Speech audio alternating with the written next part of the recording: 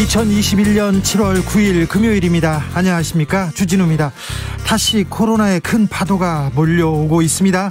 오늘 코로나 확진자는 1,300명대, 가장 많은 확진자가 나왔습니다. 문제는 수도권입니다. 70%, 80% 확진자가 수도권에 몰려 있는데요. 결국 정부는 다음 주부터 수도권의 거리두기를 4단계로 격상하기로 했습니다. 문재인 대통령은 수도권 특별방역 점검회의를 소집을 했고요. 다음 주 4단계로 가면 모임, 결혼식, 장례식, 집회 어떻게 달라지는지 훅 인터뷰에서 정리해 보겠습니다. 더불어민주당 대선 후보 본경선에 올라갈 6명 누구일까요? 오늘부터 여론조사 진행되고 있습니다. 발표는 일요일에 한다고 합니다. 국민의힘은 본격적인 대선 준비 들어갔습니다. 당 밖에 있는 윤석열, 최재형, 안철수 입당 시기 방법 주목되고 있습니다. 국민의힘 경선버스는 9월 말에 출발한다고 하는데요. 여야 대선 경선의 변수는 무엇인지 정치연구소에서 짚어보겠습니다. 더불어민주당이 언론개혁을 향해 달려갑니다. 현재 한국 사람들 중에 포털을 통해서 뉴스를 보는 사람이 72%입니다. 압도적으로 세계 1위인데요. 그런데 그래서인지 자극적인 제목 장사로 언론 생태계 혼란스럽습니다. 가짜뉴스 판을 치기도 하고요. 민주당에서 징벌적 손해배상제도, 언론개혁 법안 필요하다고 처리하겠다고 했는데 야당에서 그리고 언론노조에서 반발하고 있습니다. 무엇 때문인지 정철은 기자와 정리해 보겠습니다. 나비처럼 날아 벌처럼 쏜다. 여기는 주진우 라이브입니다. 맞아. 오늘도 자중자애, 겸손하고 진정성 있게 여러분과 함께 하겠습니다. 금요일입니다. 코로나 상황 엄중한데요. 주말 계획 어떻게 세우셨어요? 어떻게 세우셨습니까? 집콕, 방콕하는 계획 세우셨습니까? 다음 주 월요일에 수도권 거리두기 4단계 가는데 궁금한 점 많으시죠? 보내주십시오. 2부에서 손영래 반장한테 모두 물어보겠습니다. 그래서 여러분의 궁금증 이렇게 풀어드리겠습니다. 뭐가 맞아요? 이렇게 물어보는 분이 있는데요. 정상근 기자하고 다른 얘기하고 본방사수 퀴즈 인증합니다. 오늘도 그 퀴즈 나오면 잘 대답해달라고, 햄버거 세트 받아가라고. 잘 받아가야죠. 그 얘기 하려고 합니다. 샵9730, 짧은 문자 50원, 긴 문자 100원입니다. 콩으로 받으시면 무료입니다. 이윤광님께서 주 기자님, 저 오늘 정치율 전화 와서 주 기자님 거만 듣는다고 실시간으로 듣고 다시 듣기로 또 듣는다고 얘기했습니다. 우와, 네, 감사합니다. 이성권님, 오늘도 주진우님과 함께합니다. 참 귀하, 내가 즐거워요. 저도 즐겁습니다. 더 열심히 달리겠습니다. 그럼 주진우 라이브 시작하겠습니다.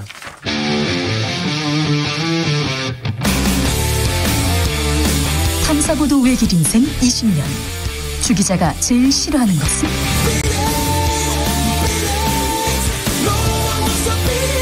이 세상에서 비리와 부리가 사라지는 그날까지, 오늘도 흔들림 없이 주진우 라이브와 함께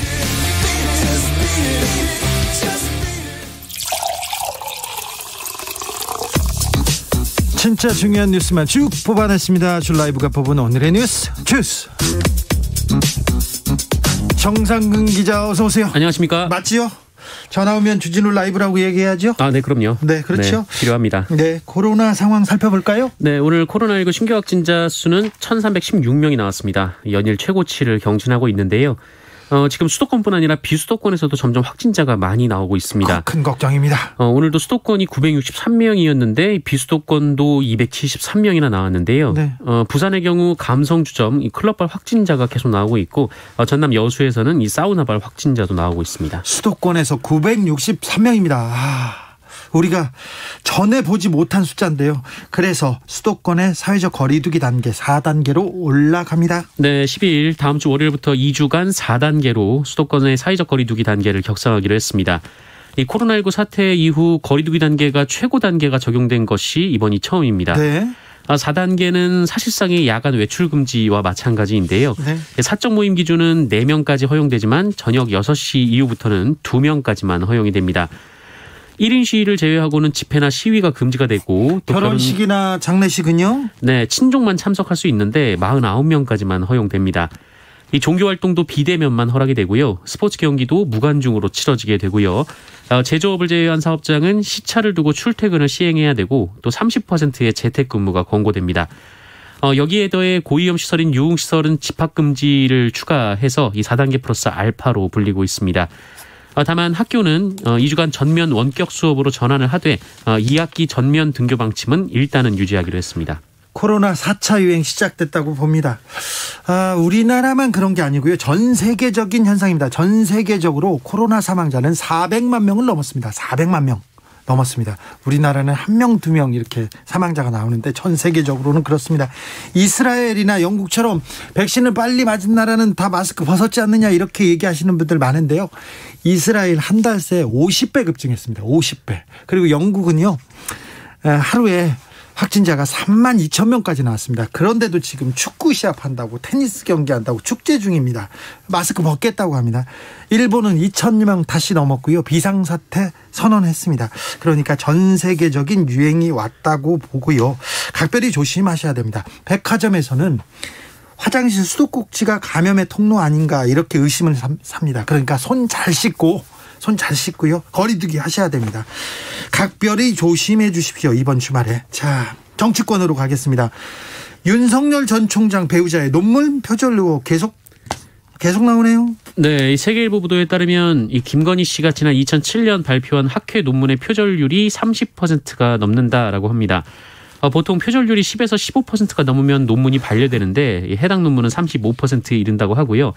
그리고 이 논문의 그 영문 초록, 그러니까 이 논문 요약본의 경우에는 비슷한 주제로 발표된 다른 논문과 94% 일치했다라고 보도가 나왔습니다. 94%면 좀 많이 갔네요. 네, 이 김의겸 열린민주당 의원은 이와 함께 이 김건희 씨의 박사학위 논문에 콘텐츠진흥원에 제출한 사업계획서의 내용이 고스란히 인용됐다 이렇게 주장을 하기도 했습니다. 네, 안민석 의원이 어제 주진우 라이브에 나와가지고 장관 후보도 아니고 교수 된 것도 아닌데 그냥 논문 이거는 그냥 두자 이렇게 얘기합니다. 그런데 계속해서 논문 문제가 불거집니다. 그랬더니 윤석열 전 총장 측에서 왜 우리만 문제냐, 다른 사람도 문제다, 이런 식으로 대응합니다. 네, 윤석열 전 총장의 대변인실은 오늘 이 김건희 씨의 결혼 전 논문 문제는 해당 대학교의 조사라는 정해진 절차를 통해 규명되고 그 결과에 따를 문제다라고 밝혔습니다. 그러면서 민주당이 결혼하기도 한참 전인 그 2007년도 배우자 논문을 직접 평가하면서 이것이 검증 대상이라고 주장하는데, 공당이라면 그 배우자가 아니라 이재명, 정세균, 추미애 등 이 자당 유력 대선 후보들의 논문 표절 의혹에 대해 보다 더 엄격한 기준을 적용해야 한다라고 주장했습니다. 아니, 본인에 대한 검증이 지금 불거졌는데 나만 그러냐, 다른 사람도 다 잘못했다, 이게 무슨 이게 전략인지 전술인지 잘 모르겠습니다. 아무튼 정치적으로는 굉장히 조금 좋지 않은 대응을 하고 있는 것 같습니다. 더불어민주당으로 가볼까요? 여기에서 경선에서 계속 바지 얘기만 나옵니다. 네, 이 자리에서 이재명 경기도지사가 어제 마지막 TV 토론회에서 바지 발언에 대한 재차 사과를 했습니다. 또 사과했습니다. 네, 이재명 지사는 최문순 후보의 질의에 답답해서 한 얘기긴 하지만 지나쳤다라며 사과드린다라고 말했습니다.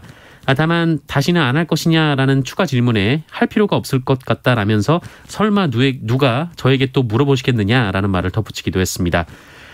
한편 이 김무선 씨 변호사인 강용석 씨는, 아니, 거기는 하지 마시죠. 그 얘기는 하지 마십시오.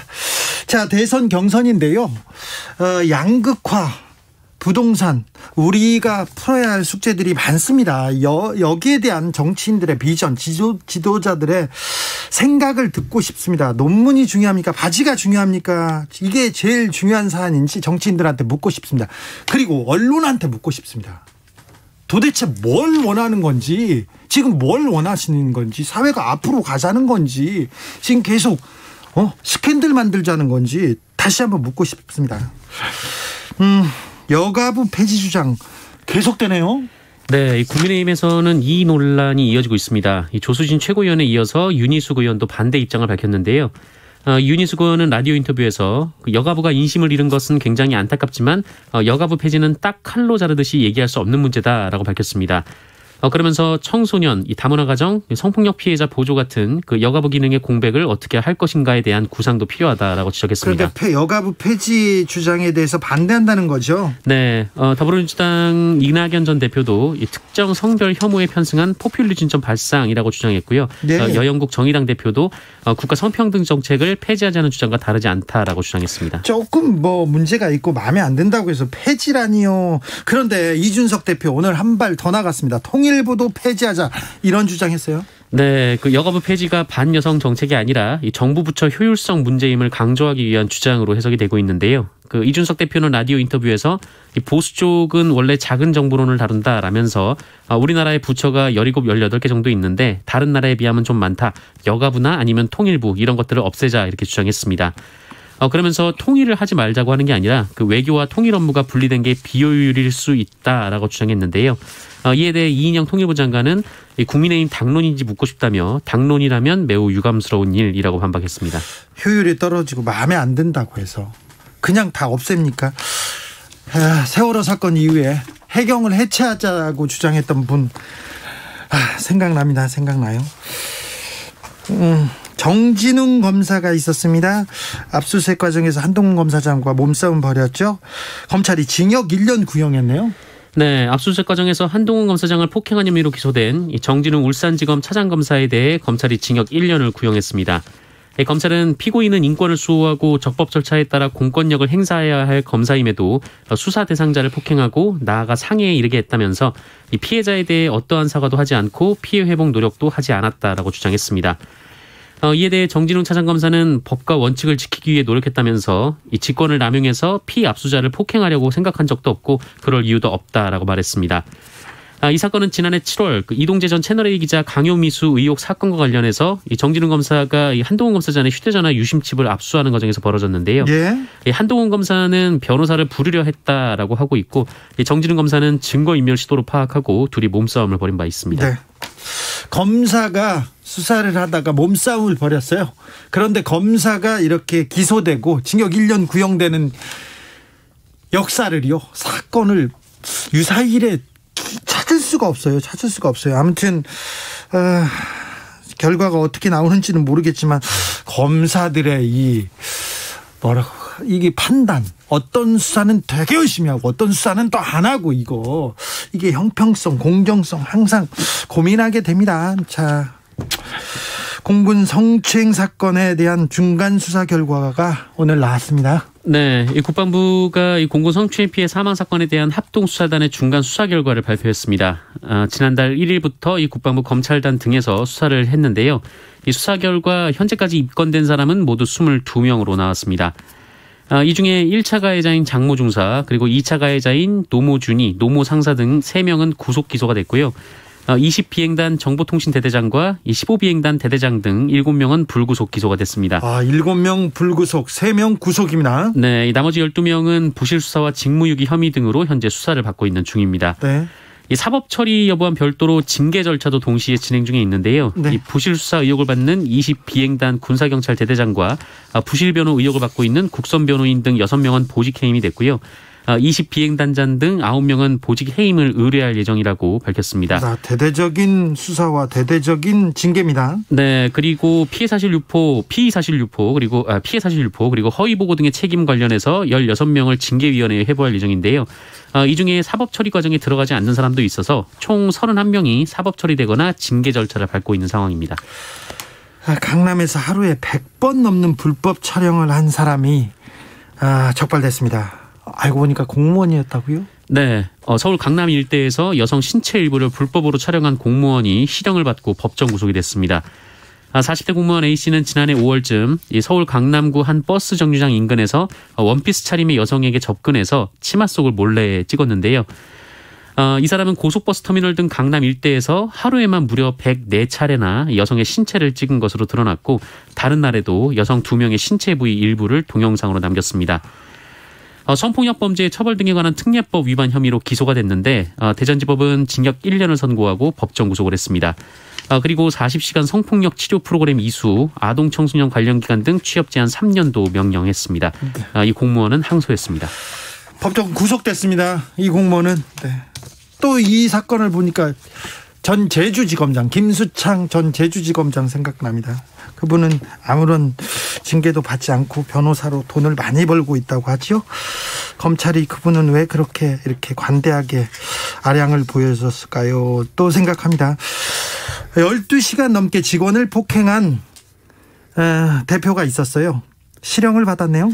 네, 지난해 많은 분들을 분노케 한 사건이었는데요. 직원을 12시간 넘게 폭행하고 아무런 조치를 하지 않고 장시간 방치해서 숨지게 한 이 사설 응급이송단 대표에게 법원이 중형을 선고했습니다. 네. 징역 18년을 선고하고 위치 추적 전자장치 10년 부착을 명령했는데요. 밥 먹고 먹을 거 먹고 또 와서 또 때렸다면서요. 네, 지난해 12월 24일 오후 1시부터 12시간 넘게 직원을 폭행했고 그 와중에 배가 고프다며 숨진 직원이 보는 앞에서 치킨을 시켜 먹은 뒤에 다시 폭행을 재개한 것으로 알려졌습니다. 재판부는 피고인이 이미 8차례 형사처벌을 받은 전력이 있고 범행 방법이 대담하고 잔인하며 또 살인 은폐 시도까지 있었다면서 재범 위험성이 높고 피해자 주변인에게도 주먹을 휘두르는 등 엄중한 책임을 물어야 한다라고 판시했습니다. 네. 하지만 유족들은 형량이 적다고 분통을 터뜨리고 있습니다. 참고로 검찰이 징역 30년을 구형한 바 있는데요. 피해자의 동생은 숨진 오빠는 폭행당하는 동안 물 한 모금 마시지 못했고 이후 아버지도 눈물로 밤을 지새우다 돌아가셨다며 너무 억울해서 끝까지 항소하겠다라고 밝혔습니다. 징역 18년인데 이거 너무 부족하다고 지금 피해자 유족들은 분통을 터뜨리고 있습니다. 노동 현장에서 사고로 숨진 노동자가 또 나왔습니다. 네, 이런 일이 계속 반복이 되고 있습니다. 지난 7일 오전 11시 40분쯤 이 경기도 시흥의 한 제조업체에서 40대 노동자가 이 화물 운반용 리프트에 끼어서 목숨을 잃었습니다. 이 플라스틱 박스가 끼어서 리프트가 작동을 멈추자 이 박스를 빼내려고 가던 도중에 리프트가 갑자기 내려가면서 리프트와 벽체 사이에 몸이 끼었습니다. 계속 이런 안전사고로 숨지는 노동자가 나오고 있습니다. 네, 경찰은 국립과학수사연구원에 노동자의 시신 부검을 의뢰하고 사고업체 관계자를 불러서 어떻게 업무 지시가 내려졌는지 또 안전수칙을 제대로 지켰는지 등을 조사할 방침입니다. 매일 안타까운 노동자의 숨지는 사고 계속 전해드리는데 이런 보도 전해드릴 때마다 저희들도 고통스럽습니다. 그런데 조금 더 안전한 노동 현장을 위해서 저희가 계속 보내드리려고 합니다. 정상근 기자. 네. 그렇죠. IT 대통령 암살됐어요. 그런데 범인들 신상 그리고 사건의 전모가 조금씩 나오고 있습니다. 네, 이 조브넬 모이스 대통령 암살 용의자를 추적하고 있는 IT 경찰은 현지 시간으로 8일 그 암살범들이 이 콜롬비아인 26명 그리고 IT계 미국인 2명으로 이뤄졌다라고 밝혔습니다. 네. 이 중에 콜롬비아인 3명은 사살이 됐고 콜롬비아인 15명과 IT계 미국인 2명은 체포가 됐고요. 현재 8명을 추적 중이다라고 밝혔습니다. 미국하고 연관이 있다고도 나오고 그다음에 또 고도로 훈련된 용병이라는 얘기도 막 나옵니다. 네, IT 경찰은 용의자들을 용병으로 지칭을 했는데요. 고도로 훈련된 외국 용병이라고 IT 당국도 밝힌 바가 있습니다. 이들이 전문 용병일 경우 누가 이들에게 돈을 주고 암살을 사주했는지 그 배후를 밝혀내는 것이 관건일 텐데 아직 용의자들의 구체적인 신원이나 범행 동기는 공개되지 않았습니다. 영화 같은 일이 벌어지고 있습니다. IT에서는 아무튼 더 큰 혼란이 일어나지 않기를 그리고 다른 그 민간인들의 희생은 없어야 될 텐데 걱정하고 있습니다. 주스 정상근 기자와 함께했습니다. 감사합니다. 고맙습니다. 7617님께서 수도권과 비수도권 단계 차이 때문에 오히려 휴가철에 지방으로 더 많이들 오시지 않을까 걱정되네요. 생각합니다. 이 부분에 대해서 방역 당국에서도 대책을 좀 세워야 될 것 같습니다. 0890님께서 노 마스크, 노 재난지원금 어떻습니까? 좋은 생각인 것도 같습니다. 그런데 마스크는 우리 국민들은 또 다 잘 쓰고 있으니까요. 네.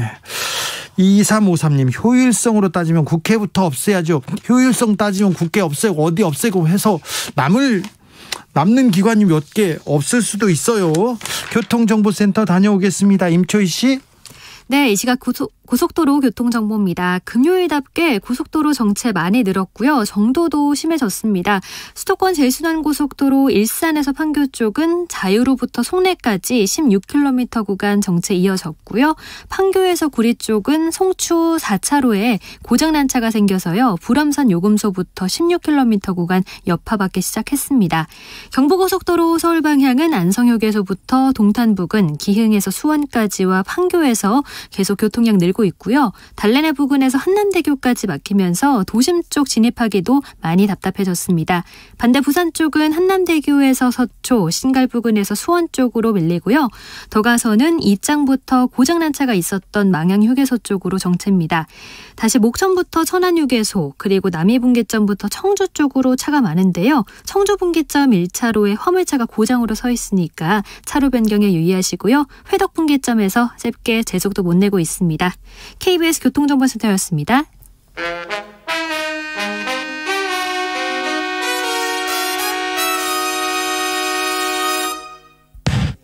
주진우 라이브 본방 사수 인증 퀴즈 객관식입니다.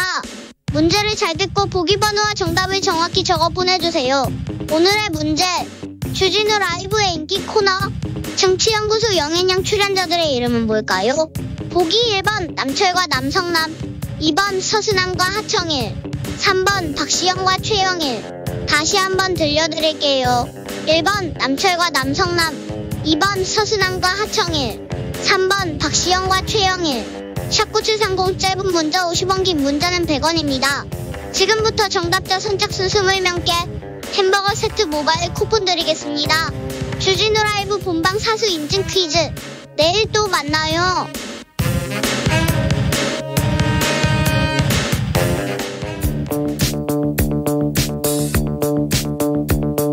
대한민국 정치의 새로운 100년을 준비한다. 21세기형 국회 싱크탱크 정치연구소 영앤영. 정치권에 보내는 비대면 정치 컨설팅, 오늘도 뜨겁게 분석해 보겠습니다. 정치는 데이터다, 정치는 과학이다. 박시영 윈지코리아 컨설팅 대표, 어서 오세요. 네, 반갑습니다. 박시영입니다. 정치는 촉이다, 정치는 감이다. 최영일 시사평론가, 어서 오세요. 네, 촉감 최영일입니다. 그렇습니까? 남철 남성남이죠. 아니, 그래서 저도 네. 얼결에 우리 남철 남성남인가 이렇게 생각했어요. 고춘자 장소팔이죠. 서순환 하청일이고. 네. 네. 자, 거기에 걸맞는, 거기에 견줄 만한 두 콤비입니다. 정치연구소, 오늘도 뜨겁게 해석해 보겠습니다. 네. 자, 정치권으로 가보면 대선 주자, 유력 주자 윤석열 전 총장 얘기가 먼저 나옵니다. 자, 줄리라는 얘기를, 인터뷰를 먼저 김건희 씨가 했는데, 오늘은 또 이 의혹에 대해서 집사람 술 마시는 거 싫어한다, 이렇게 윤 전 총장이 인터뷰를 했더라고요. 이거 어떻게 보셨습니까, 박시영 대표님? 어떻게 보셨어요? 조금 뭐랄까 이렇게 좀 원론적인 얘기만 툭툭 던지시는 것 같아요. 장모 일도 마찬가지였고 그게 뭐 잘못된 얘기는 아닌데 알고 있는 사실을 그 제대로 답변한다는 느낌은 좀 안 들거든요. 그리고 의혹이 그걸 가지고 덮을 수 있을까, 그 의혹을. 그런 생각은 좀 들었습니다. 근데 이제 결혼 전에 일들이 많았잖아요. 지금까지 터진 것은. 그러다 보니까 이제 그런 어떤 가족 비리 의혹이 결정적 타격이냐, 과연 윤석열 전 총장에게 이 부분에 대해서는 지지율만 본다면 아직 그렇게 일부 조사에서는 좀 떨어진 게 있었지만 대부분 조사에서는 크게 그 지지율 변화는 없었거든요. 이제 핵심은 그런 거 아닙니까? 결혼 이후에 일어난 일이냐라는 측면도 있지만, 무엇보다도 검찰총장 또 유력 그 서울중앙지검 이런 시절에 과연 부당한 권력을 사용했느냐, 그런 비리 의혹과 관련해서 사실 여부도 중요하고, 사실로 드러난다면 그런 지위를 사용했느냐, 이게 이제 관건일 것 같은데, 아직 그 부분은 드러나지 않았기 때문에 지지율에 바로 곧바로 연결되지는 않은 그런 상황이 아닌가 싶습니다. 저는 이 내용은 본선에 들어가서 그 심각성이 드러날 것 같아요. 그러니까 지금 이제 검증 초기예요. 자, 장모에 대해서 이런저런 얘기가 있었는데 한 번 다 우리는 윤 전 총장의 입을 보는 거예요. 네. 지지층도 그렇고 대중들은. 그래서 장모는 사기를 당했으면 당했지, 15난장 누구에게 민폐 줄 사람이 아니다 라는 말을 야당 의원의 입을 통해서 전해 들었다가 그런 얘기 한 바가 없다, 이렇게 이런 지하에 그냥 딱 잘라버렸어요. 그리고 이거 법 앞에 뭐 많이는 다 엄정하게 다 똑같이 대우받아야 하는 것이다라고 얘기를 해버리면, 저 원론적인 얘기로 돌아갔는데 장모는 이제 법정 구속됐습니다. 그 건에 대해서는 좋아요. 결혼 전후 뭐 얘기도 있고 지켜보는 상황인데, 그다음에 배우자가 터졌는데 이거는 본인이 발의해버린 사안이에요. 인터뷰를 자처하여 자, 나는 석박사 논문 쓰고 사업도 병행하느라고 사실은 뭐 줄리 노릇할 그런 시간이 없었다. 말도 안 되는 얘기다 했단 말이에요. 저는요 줄리 논쟁은 지금 우리 국민들은 아주 일부 뭐 연예인 가십에나 관심 있는 사람이면 모를까 대부분 정치의식이 고도화된 시민들이 좀 프라이버시 문제 아니야. 네. 사실이든 아니든. 그리고 저게 지금 뭐 중요해. 이렇게 볼 것 같아요. 그렇게 보는 사람 많습니다. 네. 그런데 문제는 뭐냐면 본선 국면을 제가 왜 말씀드리냐면 여기서부터는 배우자의 역할이 중요해져요. 뭐냐 하면 당선되면 영부인이에요. 영부인. 근데 예. 제가 볼 때 본선 가기 전에 이거 한 8월 달쯤 되면 굉장히 뜨거워질 심해질 수 것 같아요. 있다. 왜냐하면 지금보다 오히려 더 뜨거워질 겁니다. 왜냐하면 이게 이제 윤석열 전 총장의 스타일이 고개를 숙이는 법이 없더라고요. 그 지금까지 보니까 사과를 한 적이 단 한 번도 없어요. 네. 과거에 출접대 검사가 그 사실로 드러난다면 사과하겠다라고 국정감사에서 얘기했음에도 불구하고 그게 사실로 드러났는데 안 했고. 사과를 안 했지 않습니까? 장모권에서 장모가 그렇게 구속이 됐으면 대부분의 정치인들은 사과를 합니다. 송구하다. 송구하다. 죄송하다. 그렇지만 이렇게 하겠다. 이렇게 이야기를 하는데 이분은 사과를 절대 안 하더라고요. 그런데 지금 가랑비에 옷 젖는다는 표현이 있지 않습니까? 예, 우리 국민들의 그 감정은 이런 겁니다. 정도껏 해라라는 게 있거든. 어떤 정도라는 게 있거든. 그 선을 넘으면 그러면 이제 타격은 불가피합니다. 이미지 타격이 올 거고 그러면 이제 지지율로 그게 반영이 될 거다. 지지율 하락으로. 그래서 이제 초입에서 저는 이제 왜 사실 영부인은 선출되는 게 아니잖아요. 네. 사실 영부군이 있을 수도 있어요. 해외의 경우에는 네. 여성 정치인이 뭐 대통령이나 총리가 되면 그 남편, 허스번드는 이제 영부군이 되는 건데 어쨌든 이렇게 이 지구촌 어디나 커플로 내외가 그 국가 대표급 대우를 받기 때문에 영부인에 대한 검증은 중요한데 프랑스 사회 같은 데는 조금 이 부분을 다르게 봐요. 결혼하지 않고 동거하는 관계도 엘리제궁에 들어갔어요. 그런데 이 총리가 바람을 피워요. 오토바이를 타고 또 다른 여배우를 만나러 가. 여기서 막 논쟁이 붙어. 누가 진짜 영부인이냐. 그 프랑스는 이런 재밌는 일인데 우리나라는 거기에 비하면 훨씬 경직된 사회죠. 네. 영부인 자격에 대한 기준이 까다롭습니다. 국민들의 시선에서. 근데 저는 이번에 터져 나오는 며칠 사이에 논문 표절 의혹에 대한 검증부터는 조금은 심각성이 커지고 있다. 네, 심각합니다. 이거는 그냥 가십이 아니고 이건 본인이 직접 언론 인터뷰에서 저는 석박사 논문 쓰면서 사업을 병행하느라고 뭐 술자리 뭐 그런 거 저는 알지도 못했고 상관없습니다 그랬는데 본인이 그렇게 집중했다고 한 석박사 논문을 지금 하나하나 보니 좀 충격적이거든요. 네. 저는요. 근데 이 사안을 바라보는 윤석열 전 총장의 태도. 그게 중요하죠. 네. 이 부인만 문제냐 다른 사람도 문제인데 이 얘기하는 이 전략이 이런 대응이 과연 적절한가? 그러니까 그게 이제 뭐 오늘 이제 그 논문 얘기 나오니까 뭐 이재명, 정세균, 추미애 뭐 이런 분들 네. 논문 의혹도 있지 않느냐라고 물타기를 했거든요. 그러니까 이제 그런 걸 보면 어떤 분들이 옆에서 조언하는지는 모르겠으나 좀 기존 정치인들의 어떤 스탠스하고는 좀 많이 달라요, 이분은. 그런데 이런 의혹들이 쌓이면 원래 약지층이 흔들리는데 반신반의하는 분들이 늘어납니다. 약지층 중에서. 그러다가 이제 몇 개 의혹이 더 터지면 주저앉게 돼 있거든요. 그래서 벌써부터 과연 윤석열 총장이 본선에 끝까지 갈 수 있을까라고 회의적인 시각을 갖는 분들이 조금씩 늘어나고 있다. 이 점을 유심히 봐야 합니다. 3185님께서 네. 결혼 전에 일어난 사안입니다. 과거에 노무현 전 대통령 장인 부역 문제 까댔다가 연좌제 프레임으로 한물 간 겁니다. 억지입니다. 이렇게 의견 주셨고요. 7939님께서는 가수 홍진영도 논문 때문에 무지 힘들다는데 일국의 영부인들 좀 철저하게 예, 이렇게 문자가 왔습니다. 자 시계를 다른 쪽으로 가볼까요? 그것도 관심 만약에 국민대에서 그 논문에 박사학위 논문이 문제 있다라고 만약에 발표를 하잖아요. 취소한다든가. 네. 그랬을 때 윤 총장은 또 어떤 입장을 낼 건지. 그때도 사과를 안 할 건지. 저는 이 사안은 좀 다르게 보는 게 윤 전 총장의 책임은 저는 1차적으로 묻고 싶지 않아요. 왜냐하면 공부는 김건희 씨가 원해서 한 거고 결혼 이전의 일이 맞아요. 결혼은 훨씬 이전의 일이죠. 그래서 지금 석박사 논문 학위를 뭐 열심히 썼는지 표절했는지 뭐 이건 윤 전 총장과 관계가 없고 결혼 이후에도 관계는 없어요. 네. 그 전에 벌어진 학업이기 때문에 저는 1차적인 책임은 누구한테냐면요. 국민대 책임져야 됩니다. 그 교수들이 그 유지 맞는데 대권 과정에서 본다면 보통의 정치인들은 그런 사안이 만약에 문제가 돼서 뭐 박사학위가 취소됐다 이렇게 결론이 나면 어떤 입장을 표명하냐면 가족의 일로 누를 끼쳐서 국민 여러분께 죄송하게 생각합니다. 이렇게 이야기한단 말이에요. 아니, 박 대표님 말씀 인정하는 게 이게 본인 대권 주자로서의 태도 논란이 이제 걸려 있다는 걸 말씀하시는 거니까 그건 당연히 인정하고 다른 시각에서 전 이 논문 사안은 자 국민대 지도 교수 그리고 이 논문을 이제 심사한 교수들이 다 날인하고 했어요. 네. 이분들은 이름을 걸고 책임을 져야 되는 거예요. 그렇죠. 네. 자, 국민대가 이 논문이 문제없다. 왜?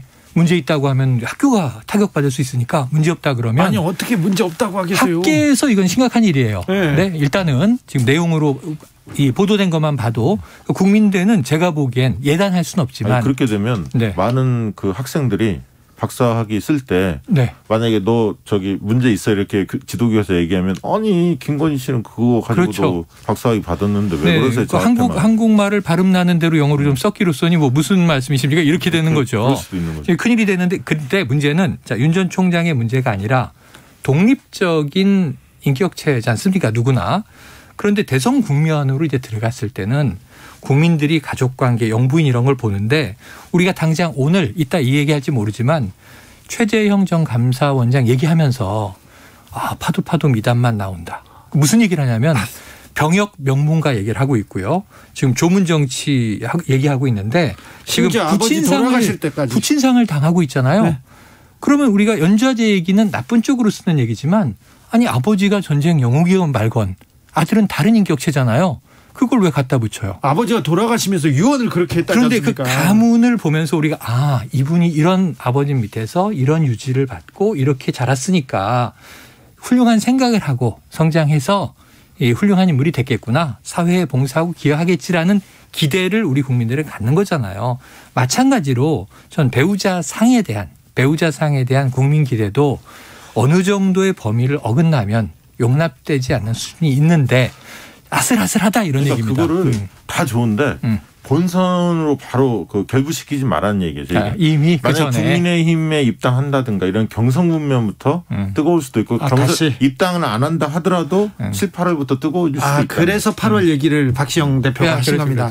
지금은 어떻게 넘어갈 수 있을지 몰라도 8월부터는 또 이 문제가 더 뜨거워진다는 예상입니다. 그런데 윤석열 전 총장의 답변은 나왔어요. 부인 논문에 대해서도 뭐라고 하겠어요. 법 적용은 누구한테나 공평하게 이렇게 하고 또 가시고. 그리고 학교가 그건 학술의 문제니까 아니 저는 국민들이 그 본인들의 다 지금 어떤 학술적인 수준에 상관없이 이 윤석열 총장이 제일 좋아하는 단어 중에 하나를 제가 끄집어낼게요. 상식을 무기로 공정과 정의를 바로 세워서 무너져가는 자유민주주의를 바로 잡겠다 이런 얘기예요. 상식을 무기로. 지금 이 논문에 대해서는 학술적 검증을 하는 게 아니라 그건 학교와 학자, 교수들이 하면 되는데 일반인의 시각으로 이건 너무한 거 아니야? 지금 이런 얘기거든요. 그리고 상식적인 답변을 해주시면 되지. 고종님이 지적하는데 표창장이 나라를 2년 동안 흔들었잖아요. 그렇죠. 논문이 별거 아니라고요. 학교가 문제라고요. 이건 참 편리한 논리입니다.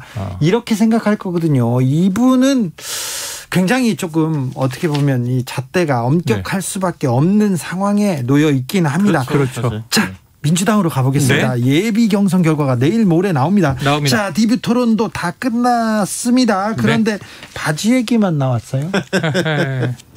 언론이 바지 얘기만 초이스한 것 아니냐. 그렇습니까? 그게 뭐 그렇지만 어쨌든 쇼킹한 발언이었죠. 사실 발언이었고 제가 볼 때는 이재명 지사한테 그런 어떤 공격들은 충분히 예상이 됐거든요. 그렇죠. 여배우 스캔들, 뭐 형수 욕설, 뭐 이런 건 이전부터 나왔었고 나올 거다 이렇게 예상을 한 거고 거기에 대해서 이재명 지사가 어떻게 답변을 할 거냐, 어떤 태도를 보일 거냐 이게 이제 관심사였는데 조금 이게 몇 번 이게 누적이 되다 보니까 조금 흥분한 어떻게 보면 좀 약간 경솔한 이런 발언들이 나와서 부적절했죠 보기에. 그런 부분에 이제 사과는 했습니다만 아쉬움이 있습니다. 준비된 발언 아닐까요? 그리고 여기 사과까지도 여기까지는 계산이 되지 않았을까요? 저는 이게 이제 백신 효과인데 만약 이게 본선에서 그 상황이 연출됐으면 성인지 감수성 공격받으면서 상당히 위험한 위기에 몰렸을 거예요. 치명적인 실수가 될 수도 있어요. 그래서 오히려 민주당 내니까 추미애 후보가 상당히 점잖게 훈계하면서 네. 사과하셔야 될 것 같다. 이런 얘기를 하면서 오히려 자락을 깔아주고 도움을 준단 말이에요. 민주당 내니까 요 정도로 넘어가 줍니다. 이 뭐 이재명 반이재명 전선이라고 해도 그렇죠. 그렇게 뭐 끝을 볼 정도로 치열하진 않았고, 근데 저는 왜 언론 문제를 얘기했냐면 잘못된 발언이고 실수고 야단맞아 마땅하고 이게 본선이 아니라 예비 경선에서 터진 건 그나마 이재명 지사에겐 너무너무 타이밍상 다행인데, 언론이 무슨 얘기를 하면 그 분노 조절 장애가 있는 것 같다. 뭔가 감정 조절에 실패했다. 거기에 플러스 터졌다. 플러스 네. 그 상대 여배우를 끌고 네네네. 들어옵니다. 그런데 그냥 그 장면 보시면요, 이재명 후보가 어떻게 제가 뭐 바지라도 한 번 더 내릴까요? 이게 답답한 심경으로 얘기를 하는데 분노가 폭발하지 않았어요. 그 장면을 잘 보시면, 그래서 정세균 후보도 상당히 제가 그럴까요? 그랬더니 뭐 그럴 것까지야. 이렇게 약간 재밌게 넘어가요. 그 장면은. 언론이 지금 상대 여배우와 관련해서 그 한마디 그 페이스북이나 SNS에 하는 올리고 있는 올리는 매일 모든 것을 너무 집중적으로 보도하는 것 같아요. 의도가 너무 많이 느껴집니다. 그렇지. 사실 그 정도 쟁점이 된 이슈는 맞지만 해묵은 이슈고 저게 그 정도의 다뤄질 사안인가 그런 생각이 좀 듭니다. 그렇습니다. 자, 그래서 또 계산했을까요? 여기까지 계획했을까요?도 물어봅니다. 홍준표 의원께서 주진우 라이브 나와가지고 경선 어떻게 보세요? 했더니 아직 모르겠다. 다른 분들은 이재명 대선은 얘기하는데 반 이재명 전선이 형성될 거고 단일화되면 승패는 알 수 없을 것이라고 굉장히 조심스럽게 얘기하더라고요. 조심스럽죠. 본인이 잘 모르잖아요. 그런가요? 홍준표 의원이 모르는 것도 있습니다. 네. 그러니까 이제 반전 가능성도 있다. 이렇게 이제 얘기를 하는 건데. 네. 경선 어떻게 보셨어요? 저는 요번에 좀 아쉬운 게 이 서울시장 재보선 때와 비슷한 모습을 보면서 민주당에 대해서 안타까웠던 거는 이런 거예요. 뭐냐 하면 자기 얘기를 해야 되는데 앞서가는 후보를 붙잡고 싶은 거예요. 그러니까 비판으로 가잖아요. 네. 저는 그냥 쉽게 말씀드릴게요. 정치적 체급을 놓고 봤을 때 우리가 빅3라고 불렀는데 여론조사는 좀 다릅니다만 이재명 후보, 이낙연 후보, 정세균 후보 이렇게 놓고 보면 체급과 갈록이 지금 두 분은 국무총리 출신이고 다선 의원이고 대표도 국회의원, 했고요. 광역지자체장 다 했고 옛날에 네. 장관도 했고 국회의장도 했고 심지어 정세균 전 총리 국회의장도 했고, 그러면은 이재명 후보는 저기 정치 후배, 까만 정치 후배예요. 근데 좀 참신함, 어떤 혁신성, 본인의 또 캐릭터를 가지고 인기몰이를 하면서 지금 1위가 돼 있단 말이에요. 그럼 잡아야 되는 건 맞는데 1등을 본인들의 강점을 내려놓으면 안 되는데. 보십시오. 정세균의 정책은 안 보입니다. 그리고 이낙연의 비전도 안 보입니다. 네. 근데 사실 지금 이재명 지사가 출마 선언한 이후에 정책 발표를 못했지 않습니까? 그렇죠. 바로 컷오프로 들어왔거든요. 그렇죠. 컷오프 주간으로. 그러니까 바로 이제 TV 토론회가 시작됐고. 그러니까 이제 핵심 정책에 대해서 묻고 질의하는 게 없어져 버렸어요. 사실은 맞아요. 발표한 게 없기 때문에. 근데 이 책임이 이재명 지사 쪽에 있는 거냐. 물론 이재명 지사가 출마 선언을 좀 더 당겨서 할 수도 있었겠지만 저는 당 지도부에 문제가 있었다고 봅니다. 그러니까 경선 룰을 너무 늦게 확장을 했어. 그 경선 룰 확장하자마자 2, 3일 뒤에 바로 컷오프가 들어갔거든요. 예비후 등록하고 이 TV 토론 바로 들어가다 보니까 전체적으로 보면 정책 토론이 실종되는 측면을 야기했다. 지도부가. 저는 그 부분을 지적하고 싶고요. 그러면 이제 이재명 지사 입장에서는 컷오프 이후에 어떻게 보면 주도적으로 정책 비전을 발표하는 것을 굉장히 적극적으로 해야 할 겁니다. 안 보였거든요. 그러니까 굉장히 수비적인 자세만 보였단 말이죠. 그 전에 공격적인 자세가 안 보였거든요. 근데 정책 비전 활동을 하면서 정치 현안에 대해서 목소리를 좀 낼 필요가 있어요. 이재명 지사 입장에는. 근데 저는 최근 흐름을 보면 이낙연 전 대표의 상승세가 조금 있어요. 지지율에서 미미하지만 어쨌든 경선이 충청권부터 시작됩니다. 근데 충청남도부터 대전 이렇게 같이 하는데 그 지역에 있어서 이낙연 전 대표의 상층 조직들이 꽤 있거든요. 그래서 싸움이 좀 될 것 같다. 이런 초기에는 그렇죠. 물론 아직도 여전히 이재명 지사가 우위에 있다라는 게 대체적 시각이지만 결선 투표 갈 수도 있겠구나. 물론 변수는 추미애 네. 전 장관이 얼마나 선전하느냐에 따라서 그렇죠. 이건 또 완전히 달라질 수 있어요. 왜냐하면 네. 이재명 추미애 또 연대 이야기도 나오고 있기 때문에. 네. 그래서 그러려면 저는 이제 7월 5일 날 지금 정세균 전 총리는 이광재 의원하고 이제 단일화를 했잖아요. 단일화 시너지가 지금 없잖아요. 네. 이게 아쉽고 정세균 전 총리가 왜 이렇게 정치적인 이 본인의 잠재력을 이번에 몰아서 좀 폭발시키지 못하고 네. 이게 정말 이렇게 바지가랑이 잡고 있다가 초라한 모습이 되는 안타까운 마음이 있고 또 하나 이낙연 저 후보는 같은 7월 5일에 우리 비대면으로 정책 발표했잖아요. 그거 괜찮았어요. 근데 그걸 주목을 안 해주고 거기를 또 집중 안 하니까 그 얘기를 본인이 해야지. 아니 그러니까 토론에서 계속 해야죠. 정세균 전 총리의 포지셔닝이 어떻게 보면 주 타겟층을 지금 이재명으로 잡고 이재명 때리는데 그렇죠. 기수 역할을 했단 저격수가 말이에요. 됐죠. 저격수 역할을 했는데 약간 스타일이 안 맞잖아요. 안 맞죠. 맞아요. 안 맞고 이분은 어떻게 보면 호남에서 이낙연을 제쳤을 때 본인한테 기회가 오거든요. 그렇죠. 2위로 올라갔을 때. 그렇죠. 그런데 이제 그런 부분에 있어서 그 전략적 미스가 있는 게 아닌가 그런 생각도 들어요. 장점이 많은 분들인데 경륜 많은 분들인데 이낙연 후보 토지 공개념 3법도 꺼냈습니다. 그리고 정세균 후보도 많은 비전 얘기했어요. 그렇죠. 그런데요. 안 보여요. 안 보여. 들려요. 근데 자 양측의 네거티브를 다 걷어내고 나면 국민들은 무슨 생각할까요? 부동산이 아직도 오르고 있어. 이 생각하고요. 그렇죠. 코로나 때문에 경제 어떻게 할 거야? 그렇죠. 이건 누가 풀어줄까 생각할 텐데 아직 그 가슴에 지금 남는 후보가 없는 것 같습니다. 7617님이 이 방송 듣고 나니까 더 바지만 생각나네요. 코끼리만 생각하지도 그러니까 않아요. 저는 TV 토론이 굉장히 문제가 있었다는 게 이런 걸 느낍니다. 예를 들면 진짜 중요한 화두가 이준석 상대 국민의힘 대표가 주장했던 경쟁주의. 어떻게 보면 이게 엘리트주의거든요. 서열주의거든요. 네. 이 문제가 굉장히 중요한 화두로 떠올랐는데 이런 문제에 대해서 어떻게 생각하는지. 그렇죠. 굉장히 중요한 담론들이 많거든요. 우리 사회 공정이란 가치를 과연 어떻게 해야 실현시킬 수 있는 이런 부분들을 논의해야 하는데 그런 거 싹 빠지고. 근데 그런 토론도 사실은 있었어요. 저는 또 언론이 여기에만 계속 쳐다보니까 한쪽에는 네. 장모처, 그렇죠. 한쪽에는 그다음에 이거 바지만 보니까요. 1927 계속 질문이 다른 분들도 다 바지 질문만 하세요. 어떡해요. 이제 제발 그만 좀 하세요. 1927님께서 정세균 후보가 그 당시에 벗어보세요 이렇게 했으면 어땠을까 하는 생각이 듭니다. 벗으려면 벗어라 하는 뚝심을 보여줬으면 인기 급상승했을 텐데 정세균 후보 이렇게 얘기하는데 아무튼 개그죠 개그. 그거는. 예, 아닙니다. 자 8748님께서 민주당 경선 1회전은 이재명 후보가 사이다 병뚜껑 아직 따지도 않았습니다. 맞아요. 나름대로 작전이라고 봅니다. 2라운드부터는 좀 병뚜껑 살짝 열겠지요 얘기합니다. 저는 그건 맞다고 보고요. 지금은 이 과거에 문재인 후보가 이제 대선 본선 주자가 되기 위해서 내부의 안희정 후보, 이재명 후보와 경합하면서 갈 때도 그랬고 또 그때는 이제 이 2017년 대선 생각해 보시면 다자구도였잖아요.